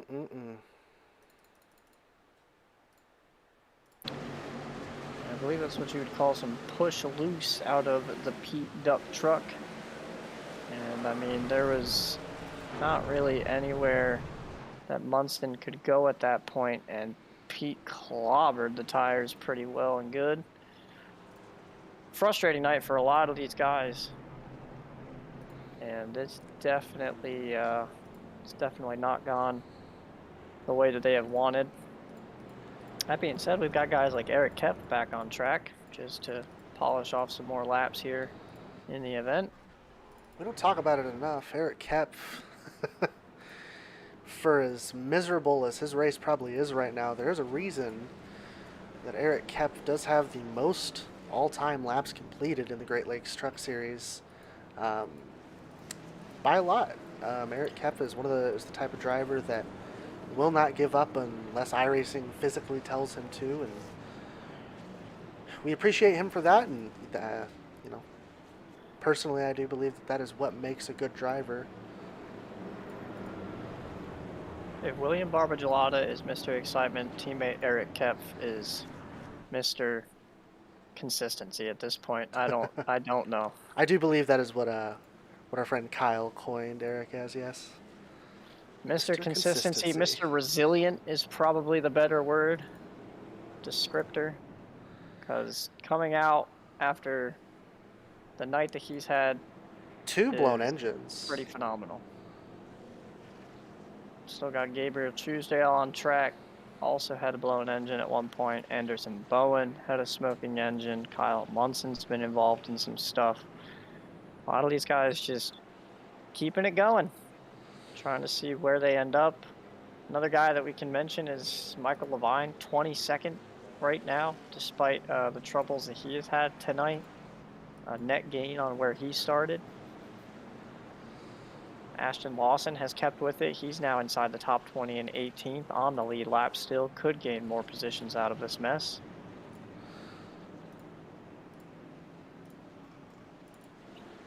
Meanwhile, we are going to rack them back up and get back racing. RJ Williams and Daniel Nanny on the front row. For 2 more laps here. We do have 1 more green white checkered if we need to use it, which would be caution number 11. Pace car will pull off. RJ seems to be helping Shane Neiswanger tonight as he now elects the inside lane. Shane on his back bumper. Both of them take off. RJ to the point. Shane during Daniel Nanny wants that second spot. They'll come around to the white flag next time. So it's all up to what you have in these 2 laps. Shane trying to hold off Jacob Bransky to the outside. Hunter Madalinas, Jake Miller making door contact. That's for 5th as Bransky's trying to clear Shane Neiswanger for 3rd. RJ Williams off to almost insurmountable lead as they come out turn 4 to take the white flag. Jake Miller and Hunter Madalinas. Ooh, Hunter Madalinas, some tire contact. Hunter Madalinas up in the wall. Shane and Hunter made some contact off the corner. Gavin gets turned down the back stretch. None of it's going to matter. Jordan Gonzalez and Jacob Hayes are getting into it. Steve McLean's in the middle of that. Lewis Woodall to the inside. None of it's going to matter. Out front, RJ Williams on point will win for the 4th time in a row in the Great Lakes Series here at New Hampshire in the Truck Series. Behind him, Daniel Nanny, followed by Jacob Bransky in 3rd, Shane Neiswanger 4th, Jacob Miller in 5th, and Hunter Madalinas, I think, is a little frustrated trying to get back to Shane. He ended up 10th out of that ordeal. Remember, he had the freshest tires and probably a solid shot at a top 5. He's going to go to show some displeasure to the 49 truck, and he's actually going to turn him in the corner. So plenty of displeasure there. And I believe Barb's doing the same thing, and now they're wrecking down pit road. Lots of tempers on that last 2 laps, but RJ Williams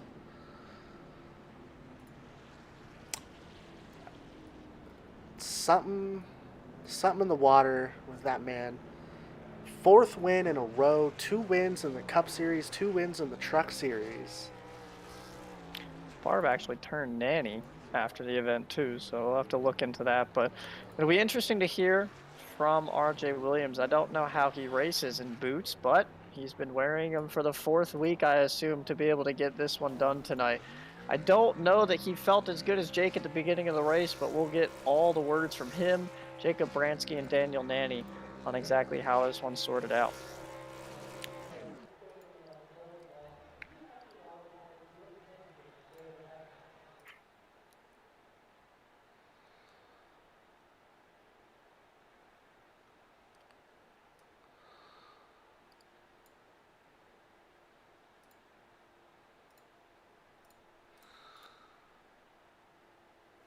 And I'm looking to try to grab Bransky, but I don't see him.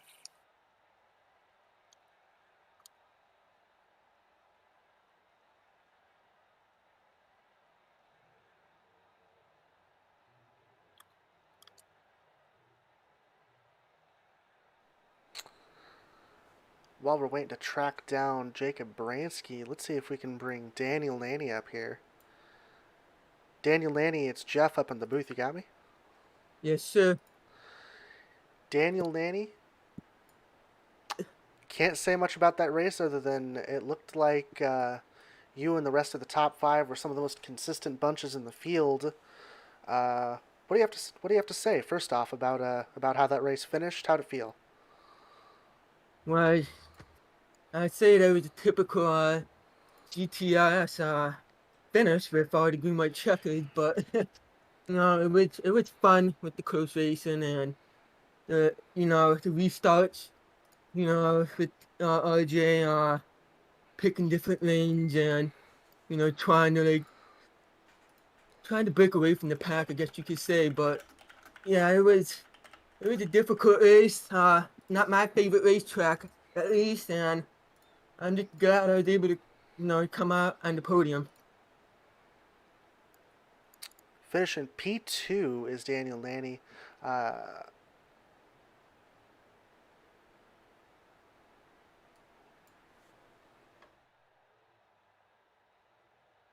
Have we lost Jeff? I believe we may have lost Jeff. Well, Daniel, a solid finish tonight. Do you have anyone that you want to thank for the solid run? I gotta thank my teammates over at Defiance Racing, and you know, I gotta thank my own sanity for being down there and not losing my head. And yeah, that's all I gotta thank. So a solid run. We're looking forward to seeing what you can do throughout the rest of the season into the playoffs, Daniel. We'll see you next week. Have a good night. Thank you. You too. All right, that is Daniel Nenny, your second place finisher. And now in the booth, we have Jacob Bransky, P3 on the evening. Definitely some fun up and down racing. You got sent to pretty much the rear and back at one point after some contact with Nanny. Do you want to explain a little bit of that and how it felt to drive back up through the field? Yeah, I mean, just unfortunate. It happened to me last truck race too. Just had to go through the back, but definitely makes it a lot harder, but also fun at the same time.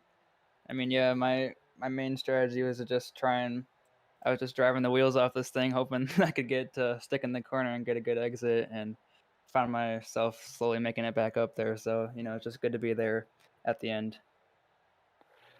Yeah, we're glad to see that you were able to make your way back up there. Do you feel like if you were able to run up there all day that you would have had something for Nanny and RJ, or do you think maybe they were kind of in a different league?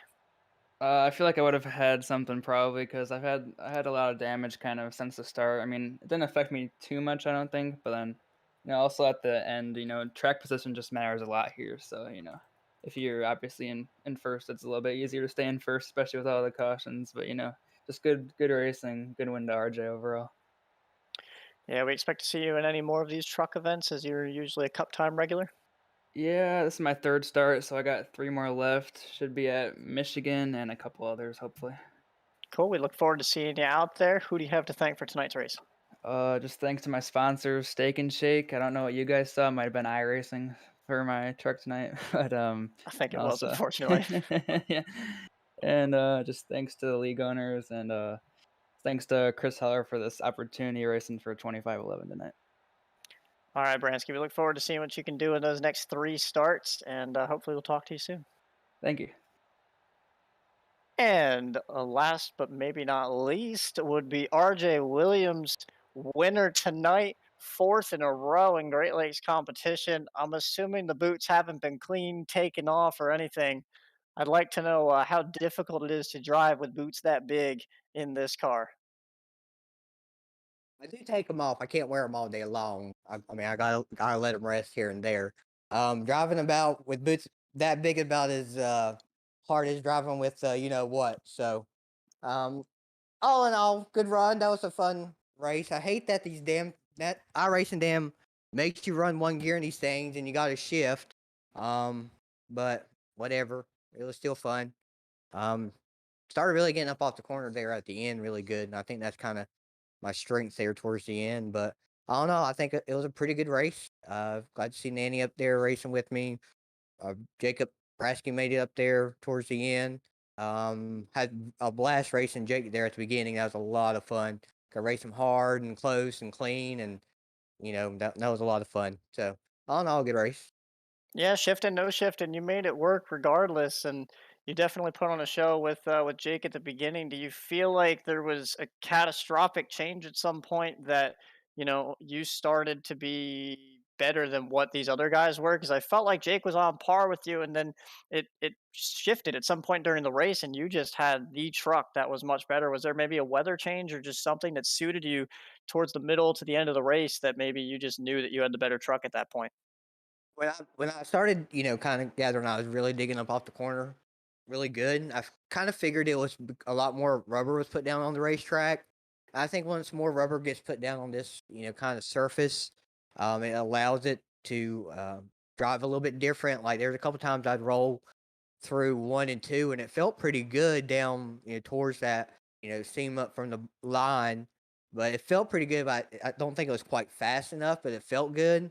I think the speed was more of getting it straight into the corner, letting it turn, and then driving it back down and getting it out of the hole, straight out of the corner. So that's why I tried to concentrate on is make sure I got it straight out of the corner. Straight out of the corner. Nobody's going to beat you down straight away because you just made straight away longer. So, yeah. 4 in a row. I can't believe I did that. So I'm pretty proud of that. Well, it was a dominating effort again for your fourth win in a row in Great Lakes competition. We're looking forward to seeing what else you can do coming in the coming weeks. Who do you have to thank for tonight's performance, though? Well, gotta thank Eric and you guys for everything y'all do here at GLR. We do here at GLR. Jeff for putting on such a good-looking broadcast. You for chipping in on Tuesdays and lending your voice and broadcasting. I think you do a pretty good job. I like listening to you. It's pretty funny. Some of the things you get excited about at work. But all in all, I thank Eric, all the boys over at Spectrum, Windshield Deep, the Academy, Super Late Model Fix Setup, Super Late Model Open Setup, coaching place. So basically, just come in, we'll coach you, help you with setups, try to teach you the lines and things of that nature. academyta.com.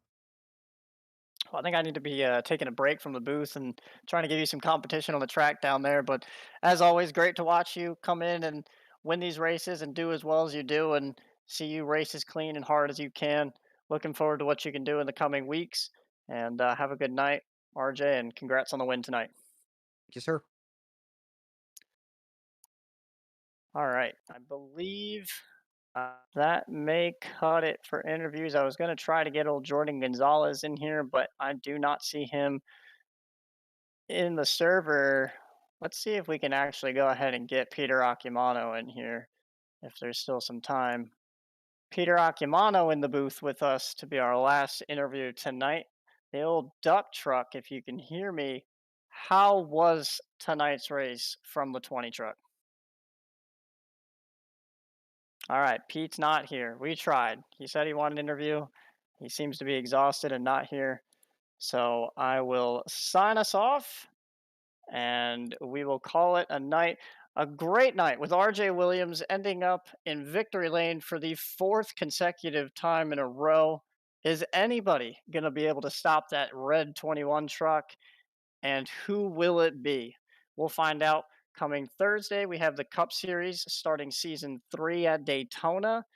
And next week, I believe we're returning to Indianapolis. I might be wrong on that schedule, but next Tuesday will be Pocono, with the Truck Series, returning to Pocono for another fun event, which we know RJ is quite fast at as well. So we'll see who can get it done next week, and we will see you then. For everyone here at FRN and Great Lakes, we wish you a good night, and we'll see you at the next track. This broadcast is the copyrighted work of Flatout Racing Network and may not be rebroadcast, retranslated, or used in any form without the express written consent of Flatout Racing Network and iRacing.com Motorsports